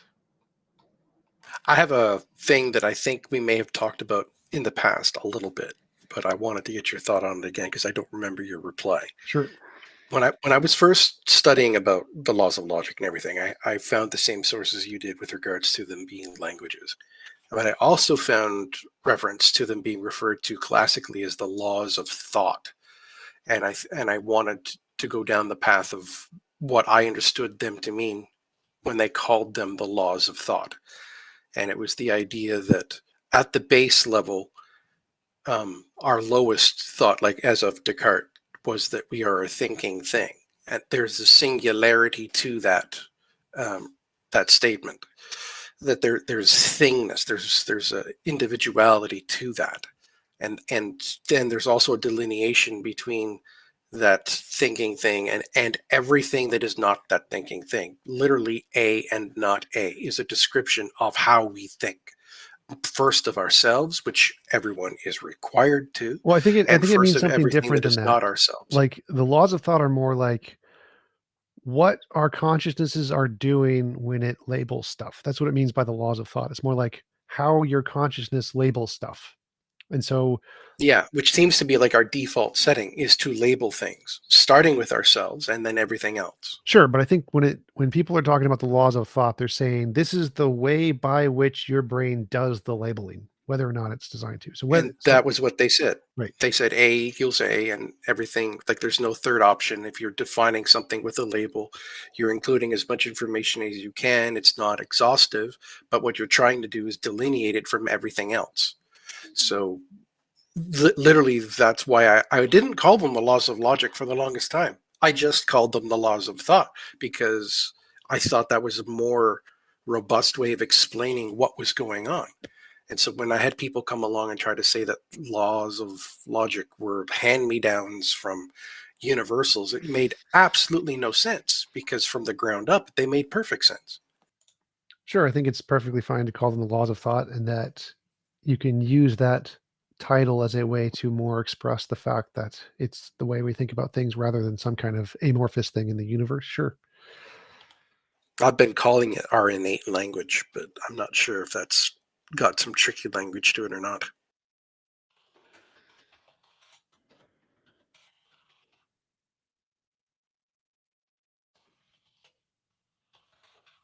Anyway, it was of only any value to precepts, so let it go. Yeah, John, what do you think? What do you think though? I heard that I heard that robots, right? I mean, we're gonna basically become robots and we're gonna become immortal like that somehow. And there's people that are like reversing the age to become like kind of immortal. What do you think about that? What's your opinion? Yes, we are definitely progressing to technologically integrate new features into our bodies that are not biological, which can then increase our age and intelligence. And we are definitely moving towards that, and that's a good thing. Do you think like what's it called? Do you know like a specific time, like we could achieve this or Well, it's technology. like With technological growth, Yeah. there's no like specific time. The discoveries just have to be in the place. Like, I think it's going to happen when GPT, like maybe 7, 10 probably, comes out with high level abilities to problem solve. But like, so it's going to take an AI that's powerful enough to be able to integrate these things, and then design the pieces that we can then implement. And so it's going to be a while, like maybe 50 years probably, we'll have the ability to integrate AI in ourselves. Dang, that's crazy, man. Just like that's crazy. Like just being an AI, bro. Like, no, me personally, I would like never like try to like put any like chip or like anything in my body, Yeah, but you would put earbuds in your ears, right? And a microphone in front of your mouth. Wait, what about and like a screen in front of your eyes? What about a synthetic hip or a new knee? Like if your knee replacement, would you have a knee replacement with a titanium knee? I mean, the reason why I wouldn't like especially I heard like Amazon created like these chips where you can put in your hand, like in your hand or like somewhere like in your inside like your body near your hand, right? And you could pay for like something, right? You have your credit and everything. Well, and it's like if you take your credit card, those little chip readers on your credit card. Do you have one of those? Of course. So if you take that and you insert it into your skin, it will still work. It's the same Yeah, thing. I mean like me personally, why I would not never do that is just because, of course, the Bible talks about the mark of the beast and stuff, and it could also be the mark of the beast. So you just don't put it into your hand or your forehead. And would you have a knee replacement? Would you, like, if your knee was damaged, would you replace it with a titanium knee to be able to walk? What if you had everything have an iris reader connected to it, like your computer, your bank account, banking machines, payment at restaurants? You had to use an iris reader because your iris is unique. Of course, yeah. I mean, now no one. I mean, of course, it could be beneficial for most people. Okay, yeah. Now no one can steal. So what's the difference about a chip that's unique? Where's the differentiation? I mean, but at the same time, I mean, I feel like people really do want the privacy and stuff, right? Or not? Like people value the privacy, right? So I mean, Does that have to do with it? now the chip that can track you, you know. And I mean, in China especially, I heard like there's like a lot of. Do you have a cell phone? Yes, of course. Are you aware that the triangulation that occurs with your cell phone happens every 10 minutes? Yeah, I mean, but okay, it's not. If at some point I can like, I might leave my cell phone, right?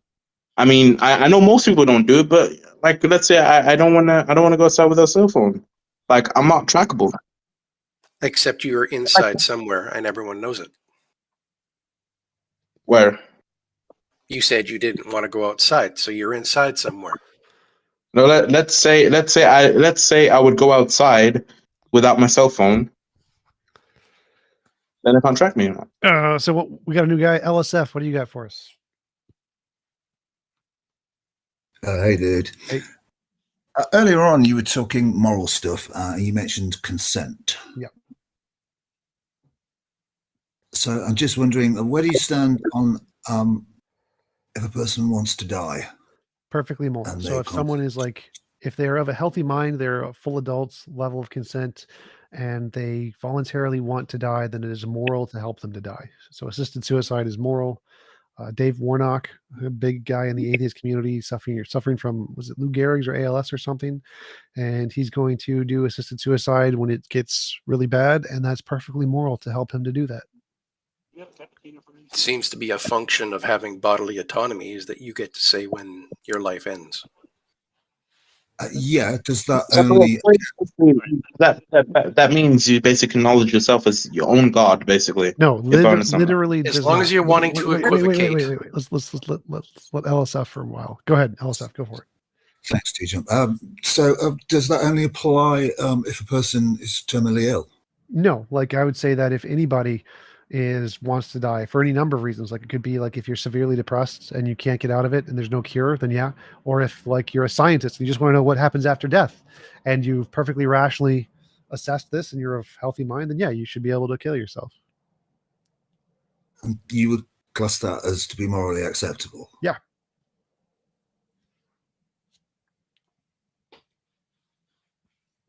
I think that each individual has autonomy over themselves, and they have the right to decide when and if they want their life to end. And I actually think age killing you is immoral. I think that you shouldn't die unless you consent to die. It should be the only way it's moral to die is if you voluntarily consent to doing so.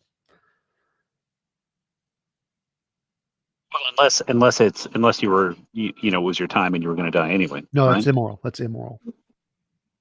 No, but I'm just saying, like, if you were 96 years of age and your heart finally gives out, Yeah, then that's there's immoral. really not much choice. Well, I agree there's no choice, and that's immoral. I think it's wrong. I think a world that does or allows that is an immoral world, and that the only way that it's ever moral to die is if you consent to dying.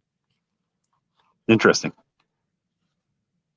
I am back, by the way, and I'm going to be waiting an interminable amount of time. I swear this Cafe Lorraine chooses to torture people with literally French-inspired slow service. So, TJ, would that apply to any position where somebody consents to something happening to them, that another human can then do that to them on the basis they consent? Yes. What, inflict pain or torture? Yeah. You can't do anything to any other person without their consent, whether it's good or bad. Doesn't make a difference what it is. So like throwing somebody a surprise birthday party, if they don't want surprise birthday parties, is immoral. Well, there's some challenges with that, because if someone is drowning and they've gone unconscious and their body's floating in the water, you could save them without their consent. Well, so consent in this way is defined such that, imagine you have your own world and you can put every single action on a list of allowed versus not allowed. If someone's unconscious, are you allowed to save them? Most people would say yes. I want to be saved if I'm unconscious and drowning, and so that would be moral. Now, maybe somebody was crazy and said, no, if I'm unconscious and drowning, do not save me. I do not want you to save me, in which case it would be immoral to save that individual. But for the vast majority of people, we're going to assume they want to be saved, and so it's moral to save them. Yeah, I mean, unless their DNR is like stapled to their forehead, yeah, or is in an easy water resistant folder attached to their wrist. Right. At which point you'd say, sorry, you're a goner. You have a DNR. You don't want to be saved. Yeah. So like if they specifically express they do not want to be saved, and which is essentially them trying to kill themselves or whatever, and you save them without their consent, then yeah, I'd consider that immoral. Because someone could be trying to kill themselves, like jumping from a bridge, smack hit the water, knocks them out, then they're drowning, then someone jumps in to save them. Right. Well, I'd say that you shouldn't kill yourself in a public place on other people's property. Probably not a good thing. Well, you could just save the effort and just let them drown. Like if they have specifically written that they do not want to be saved, then yes, you shouldn't save them. All right. Tattoo, do not resuscitate across your forehead. DNR right here. DNR right on the forehead. Didn't you say it? It said DNR. LSF, do you have any other questions? I'm just thinking, not right now. All right.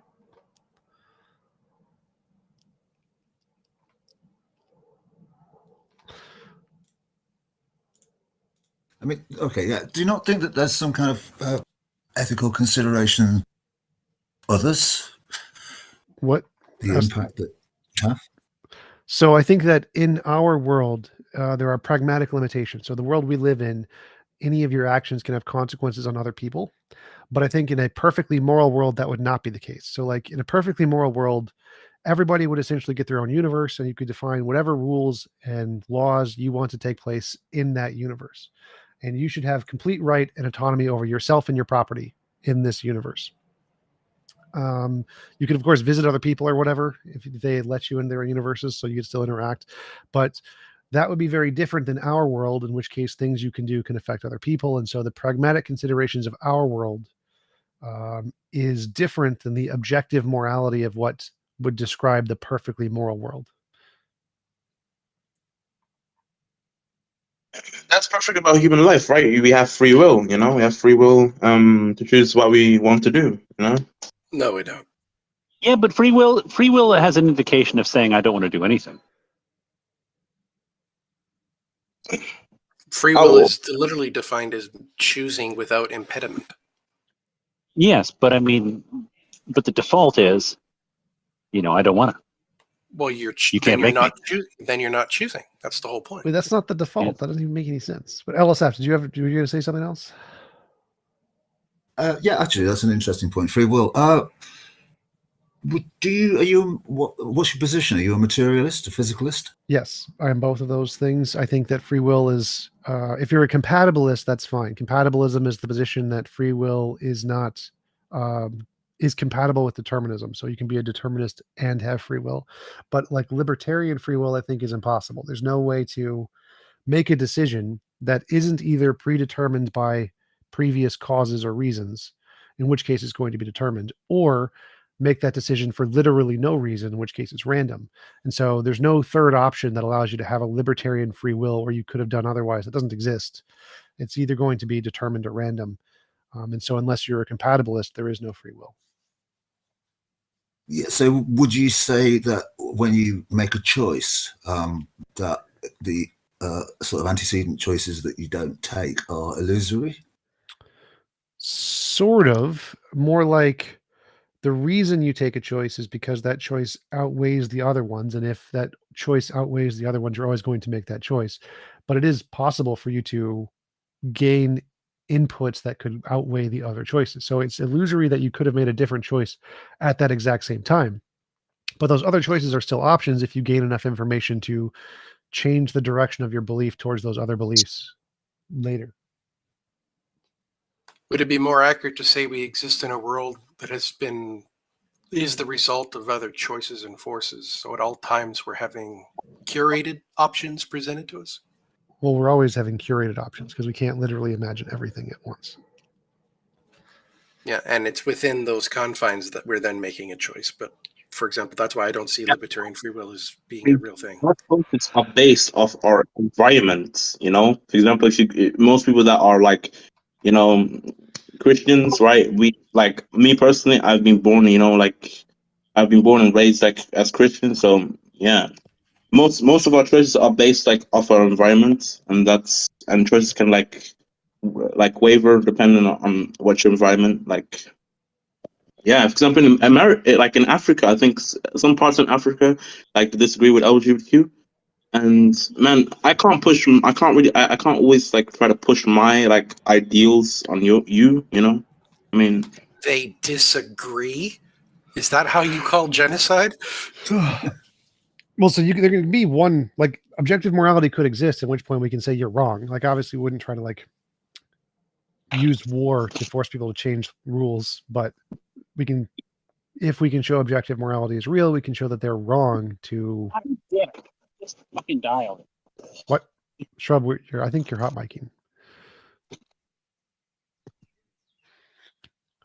you know, of course, like sharing opinion and like forcing opinion is like two different things. So, right. I mean, you know, for example, I heard about you talking about, you know, before about, you know, I mean, if the person, you know, for example, just wants to die, but you know, I mean, and you know, he's like unconscious and like, and I still save him, then like, how is that then? Like, is that just like pushing my ideals on that person, or is it just like, even though I don't know what the person, if that the person said this, like how would that be then? Well, so like if you don't know and you're just making an assumption, that person might be drowning accidentally, so I'm going to save them because I think they might want to be saved. That's perfectly fine. But if someone is literally trying to kill themselves, especially because they're depressed or have ALS or something, and you save them, forcing them to live, that's immoral. You shouldn't do that. That's bad, because you're right. You're forcing your values onto them. David, as a Christian, you're a sinner. We all are. Of course. Why do you focus on LGBTQ specifically? I mean, is it any worse than the sin that you commit? Is there a secret sin you wish to confess? Well, to like targets LSF point first, I mean, for me personally, like me personally, I love the LGBT community, but I don't accept it. You know, like it's not I don't accept it. You know, because it's, you know, God's words completely go against it. You know, you can have love for people, doesn't mean you accept it. You accept the person. You know. Well, his question was: is that worse than any of the other sins, including the ones you do? That's worse than any other sin. I mean, God, like sin is sin, but like God kind of looks. I mean, God looks a little different in some sense, you know, like, but it's still sin. It doesn't like make it. Yeah, I mean, it's not like a worse punishment. It's like all equal punishment because it's sin, because you disobey God, of course. But I mean, a sin that is really bad is like blasphemy, of course. That's like a big sin. That's the only unforgivable sin, according to the Bible. What do you mean? Well, that's what the Bible says. The only unforgivable sin is blasphemy. Yeah, everything else is forgivable. Yeah, but there's actually many different types of sin. There's definitely I think the mistake is in thinking there's a gradient of types of sin. That's kind of the problem. Is that the sin as we use it in theology is anything that goes against God's wishes. So if he makes a dictate and you go against it, that's a sin. It doesn't matter what it is, as long as it's been specified as something he wants things a certain way. Of course. I mean, even if you like transition, and then you know, even though it's like sin and stuff, you can like, if you repent from that, you can still get saved. You know, I mean, yeah. Well, yeah. It's going to be my next question. So, is there any sin, well, other than blasphemy, as stated in the Bible, which can't be forgiven? I mean, I'm asking if you have, I don't know, a paedophile or a mass murderer, somebody who commits genocide. If they repent and sincerely believe, are they saved? Is Jeffrey Dahmer saved? What about Hitler? Well, is it unforgivable if you murder a bunch of people out in public where everyone catches you? I mean, in the Bible, it talks about a story. Like it talks about a story, right? That, of course, there was like once this murder too, and he got forgiven, and he got saved and went to heaven. You know. Yeah, I so mean, even as a every murder, it's really simple. Like just repent from your sin, and accept Jesus. You know, it's really simple. Well, you could argue that the devil gives us things. I mean, and, he and, can. and leads us to sin through things because, like if people like spicy things, he gives us capsaicin. If you like comfy things, he's going to give you a moccasin. And if you want to poison somebody, he'll give you ricin. So there's lots of different sins that could be deployed. That, But temptation is not a sin, though. Temptation not a sin. If because the thing is, temptation is not a sin. At the end of the day, even though he tempted you, giving into temptation is a sin, though. Giving into temptation. How are you able to delineate between sin which is by your own choosing and one which is being influenced by the devil? Can I give you a religious view Comrade, you're breaking up. Still not. We have a free choice. And it's Comrade, you're roboting a little bit. Like it's just like you guys say. You know what? We're not listening to society. We got some new people who I want to give a chance to talk. Comrade, can you try talking again? Yeah, how's this? That's a little better. What did you want to say? Okay, so I'm Gnostic, all right. When it comes down to like sin, right, these are sins that are like attributable to the angels that fell in Lucifer's rebellion, right? So like Lucifer is the worst sin, which is he's the god of judgment. Right, this is like passing judgment for God, right, in his place. That's like the demiurge, the god of the Bible, right? Is like the god of control, right? And that's what he does. He passes judgment. So Lucifer is under the god of judgment and is being used as like his puppet, but he's the light bringer, right? So my God is light, like literal and metaphorical light, right? Which like this is how we, come into even knowledge of other gods in the first place, right? Or how you live in the first place, right? You have to have physical and metaphorical light. Like the metaphorical light would be your soul, right? I have Your no idea what you're existence. talking about right now. Not a clue. Gnosticism. What about it? So I'm an atheist. I don't think there's any evidence of a God whatsoever. Okay. So your God is the God as a thought, right? Your No. God is the God of existence. No. I have no God. Yeah. I know, but you're saying God doesn't exist. That's why you don't believe in him, right? Right. Why do you believe in existence? Because I can see it. No, you can't. Your eyes only show you what your brain is telling you. Right. Your brain is a physical thing. Right. Your soul is not. The observer is not a physical thing. Right, but I don't see any souls. I see physical stuff all the time. I can see my thoughts because I think them. So the things I can see exist because I'm literally seeing them. They can't, can I believe I exist and not exist at the Okay, same does that time? mean the things you can't see don't exist? Oh, it means I don't have any reason to believe they exist until we have evidence for them.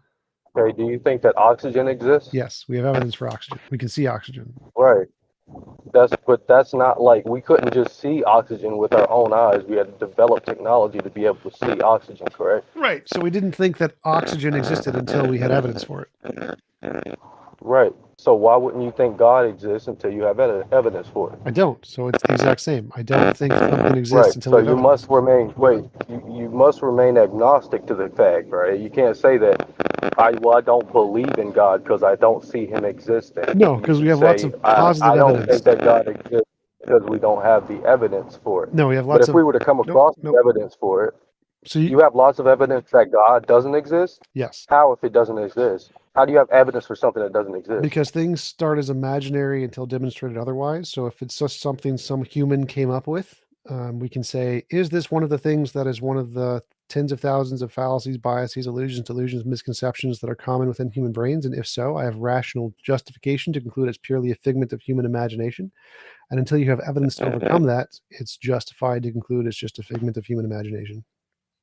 Okay, so nothing in human imagination has like not existed before and then Well, here's the thing. There could be a girl who's with TJump, and she starts screaming out, "Oh my God! Oh my God! Oh my God!" The real question then becomes: would he then stop having intercourse with her, or would he cast her aside and say, "No, madam, there is no God"? It's totally irrelevant. Like people just saying she's praying or that was something. just kind of triggering. Yeah, a little Like, I don't know what to say. That was just a little triggering. I'm not sure what your point there was. So go back to the claim. Can I say, does Santa Claus? I don't think Santa Claus exists, right? Santa Claus does not exist. Wait, I do. That's why. I don't think he exists as like a actual person, right? He exists as a story, though, correct? Those are two different things. So exists means independent of a story. Why does it need to be independent of a story? Because that's what I mean by the word exists. So when I say exists, I mean independent of imagination. Stories are imagination. So if Santa Claus But exists, dude, half the things that we have here, like an iPhone, doesn't exist independent of an imagination. yes, You it understand what I'm does. saying here? Yes, it does. Yeah, dude, like the whole creation of an iPhone had to be imagined at first, Right, right? and The idea of planes has to be imagined at first, right, and then it we make exists. them outside of our imagination. So it was at one point nothing but imaginary. An iPhone was nothing but an imaginary thing, and then we built it, and then it became a non-imaginary thing. Santa Claus has at no point not been an imaginary thing. But that's what I'm asking you. Why do you think that, right? Because God isn't an imagination at this point, right? Because you can't observe him in material world, right? Yep. That and one day we will not do that. We So might. my One day, if we have evidence in the future that overturns our evidence that it's imagination, then it will be rational to believe it's more than imagination. I believe that it's rational now to say you don't know. Sure, it's rational to say you don't know. I agree. Okay. Well, that's where I'm at with it, right? Okay. I'm saying, well, I don't know, but I'm a Gnostic. So any story that someone tells me, I believe it is a story. Sure, I Okay. agree.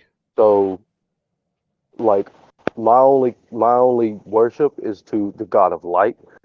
The God of light is necessary for this conversation to happen. You That doesn't understand make what I'm any saying? When I'm sense. saying light, I mean physical and metaphorical energy, right? What I'm talking about is like your ability to see things and judge them as they are comes from the God of light. That doesn't make any Your sense. ability to have acknowledgement of yourself comes from the God of light. So you are the observer. Like, so we in can speak without light. If light did not exist, we could still speak. through what vibrations? Yeah, air exists without light. You don't need light for air.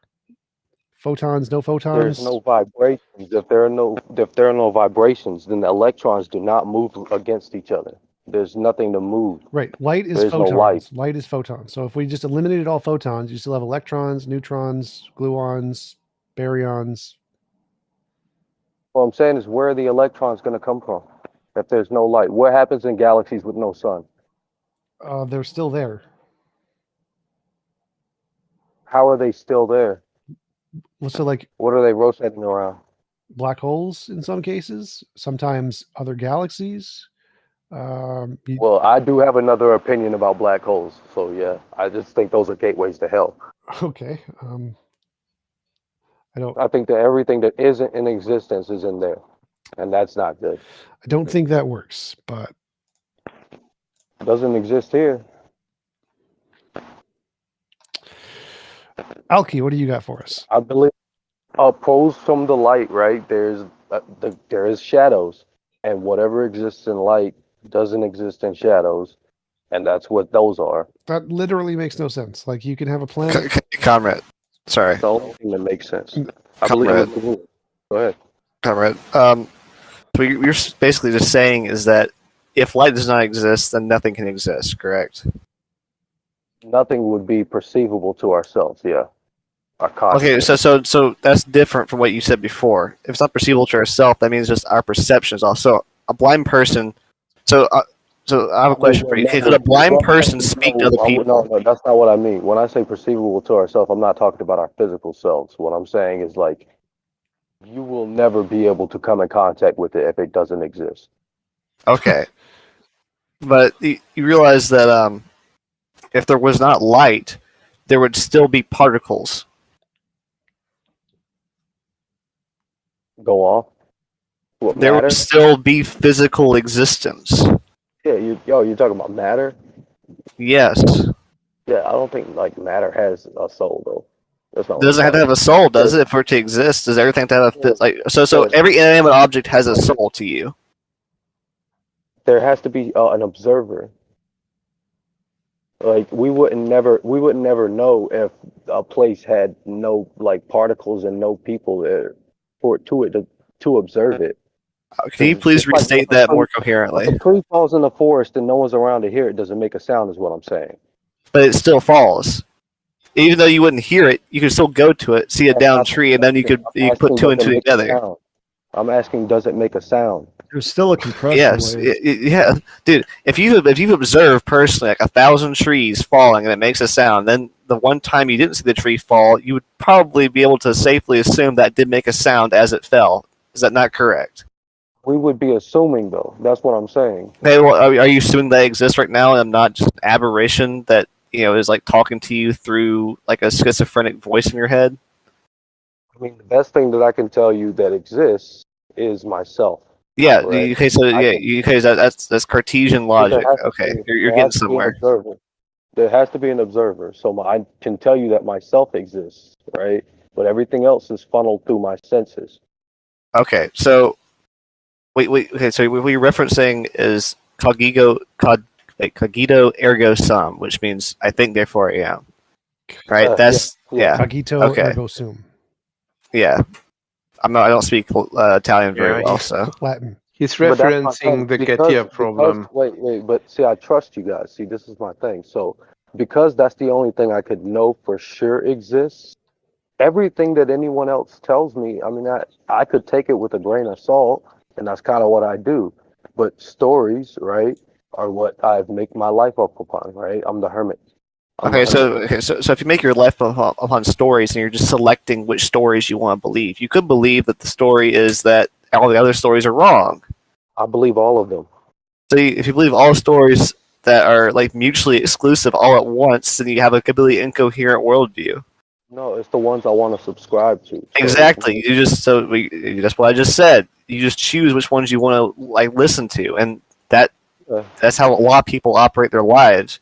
But the thing is, though, is if you just choose like incoherent, stupid stories that don't make any sense, then you're just making. what stupid story do you think that I've subscribed to that don't make any sense? You said Santa Claus earlier.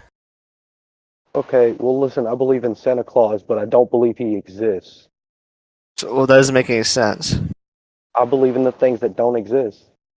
Because why wouldn't you? Like, don't get me wrong, I'm not going to apply it in the existing world. That makes no sense, right? But things that don't exist, like Santa Claus, right? I can look at Santa Claus's story, his parable, and be like, oh, okay, that's cool. I like charity and stuff like that. Doesn't mean I'm going to worship Santa Claus. Okay, wait. So you're saying the concept of Santa Claus, like as in the themes of Santa Claus, like charity, giving, cheerfulness, that kind of stuff. That's what you agree with. Oh, that's cool. Yeah, that's a cool story. So you To don't. be honest, okay. To be honest, I think that's just sophistry. He packages around and he wants to define a story in very special terms, so it mixes up with existence, and then he claims it's not existence, and then it's just sophistry. I worship light. Okay, I worship the God of light, metaphorical and physical light. How do you worship light? What's your worship ritual? Before I subscribe to any other stories, right, or forms of understanding in the world, I see, does it correlate with the God of light? Meaning, does it exist metaphorically and physically? And also, does it exist like as a boost of my soul, right? How do you determine this? Sorry, Dave, but the question was, how do you worship it? Through stories. But what do you actually do? What do I? Okay. I do meditations, right, to move myself away from the material world, right? So, my thoughts, right? I can manage my thoughts. You understand what I'm saying? I understand that they only come from my brain, right? They come from these physical sensations, right? And I can't tell if these physical sensations are necessarily real, okay? But what I do know is real is myself, right? And so from myself, I can choose whether or not to listen to my brain. Okay, so what if your brain was telling you to kill your child? Yes, and that would be something that myself would look at and be like, no.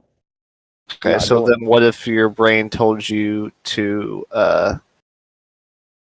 eat only eggs the rest of your life? Yeah, that probably would be something I would look at and be like, no. You're not Okay, so doing that. so where were you deriving this sense of moral right and wrong then? From the light. From the light, not from societal norms. Yeah, from enlightenment. Societal norms, right, are part of that enlightenment. Okay. What we know to be true, right? What we know to produce good consequences is a part of the existence, is a part of that knowing. So that enlightenment, yes, is what I subscribe to. Yeah. So then what's the difference? So then why can't I just like not do that? Because I think I have similar beliefs to you in the fact that I don't like killing children, and I also probably, I mean, wouldn't eat eggs the rest of my life as well. So why would I need to subscribe to a religion like that when I could just instead just live my life normally and pretty much have the exact same thought process you do? Easier to teach people, especially dumb people. That is totally untrue. I can tell you right now. I understand. Because what you're doing is the most backwards way to reach a pretty standard moral argument. You're When I you're learned history, right? When I learned about history, I learned about it in the form of stories, in the form of relations of one entity to another. What? Did you not learn it in that way? Did you not have a subject, right? And an object, right? Did you not say, hey, this is what happened to this object based upon this object's decision? What? People talk cause and effect. Yes. That's just a paradigm to show show the difference in things, right? Because the only constant with time and history, especially, is change, right? But that's not the only way you teach things. Like history, yeah, you need to be able to show the differences in time, right? You have to be able to compare and contrast. But things like STEM related stuff, like math, you don't need to have to show how things change with time. You only have to show how concepts work, how No, you do have to conventions of show logic work.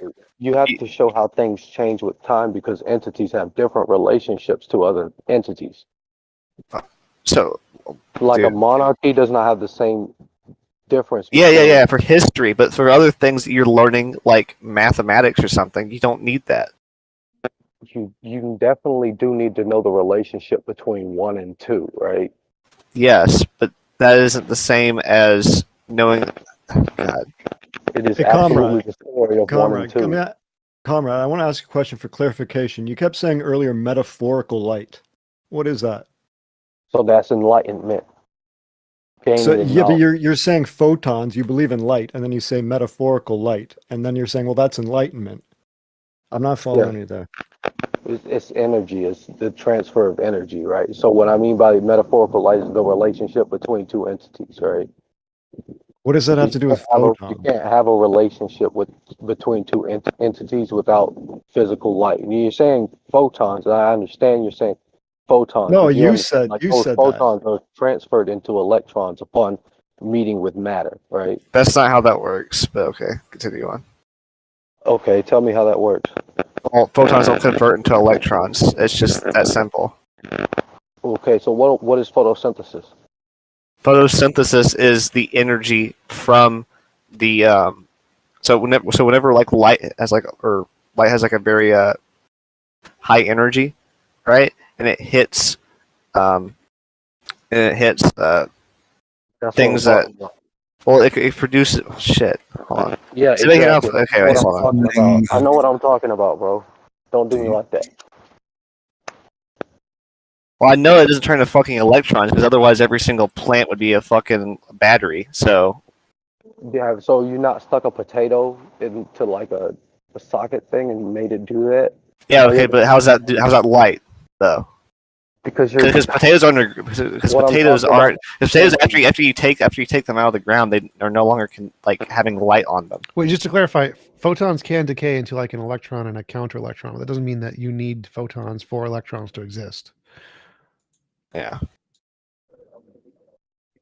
Then get rid of yours. I don't know what to tell you. What do you think would happen if you just had none? There would still be electrons. Like electrons don't disappear because light disappears. Would you exist? What? Photon is a bucket of energy. It's not exclusively light, visible light. Can I just quickly ask you a question? Yeah. So, if we were talking about subatomic particles earlier, so we're all made of atoms, none of which have any intent. So, how is it that you come together to form a being in a material world if the things from which you are made don't actually possess? They don't even. That's kind of like looking at like the end result of like a really statistically improbable thing, but something that still happened, right? Like, if you won the lottery twice in a row, if you're that person who won the lottery, it would feel like there was some intent behind it. There's no way this could happen to just me. You know what I mean? But statistically, like someone had to have won it twice, and I'm pretty sure people have won it twice, and it not be like them cheating. It's just they won it twice. But I think that's kind of the same way. You're kind of like thinking backwards in that sense, where here I am, the final product of a very statistically unlikely event. There's no way this would have happened on its own. This has to clearly be intentional because there's no way that this could have happened on its own. When in reality, it could most definitely happen on its own. It's just very unlikely. You could say until it happens. Yeah, well, I would do. So the quantitative measurements of stuff in the universe. Do you think that can account for the qualitative experience? Well, I mean, it's just down to what do you mean by that question, though? Well, what is it that makes something red? You're just confusing me here. Reflection of light. Reflection of light. Dude. Well, the reason why things are red is because I mean I can tell you the scientific reason why things are red, but you talking like some like other thing. I just told you what the scientific reason for why things are red are. Because they have a lower wavelength, and our eyes can perceive that lower wavelength as red. Dude, it's the reflection of light. It's not. That's not just reflection. It could be refraction too, comrade. I'm talking about the quality of experience. Well, that's what I'm wondering. Like, what do you mean by that? Well, it's not accounted for by the quantitative measurements. So, yeah, red would be an example. I think it means like what in conscious experience causes things to appear in the way they do when we see red. Well, it's just so I'm saying like why is it like apart from it red being just red and us being able to see red, why is it that we perceive red the way we do in our brains? Is that what the question? Why do we give it that name? That's just sorry, I can't think. We've given it that name for its relationship, so that we can see it as one entity. Well, there's multiple shades of red, so yeah, and we all call it red. Well, we don't all call every single shade of red all the time. We sometimes call it maroon, sometimes call it. Give it a different name. Huh? If its relationship is different enough, we give it a different name. It has a different relationship. Okay. I mean, that you're just describing how we categorize things. That's how everything is. That's what everything is. If there's a distinction that needs to be made, we'll make a distinction. Like that's not a very profound point. Mm-hmm. All right, guys, I'm gonna have to go pretty soon. That's my 4 hours. So I'll talk to you guys later. Peace out. Thanks.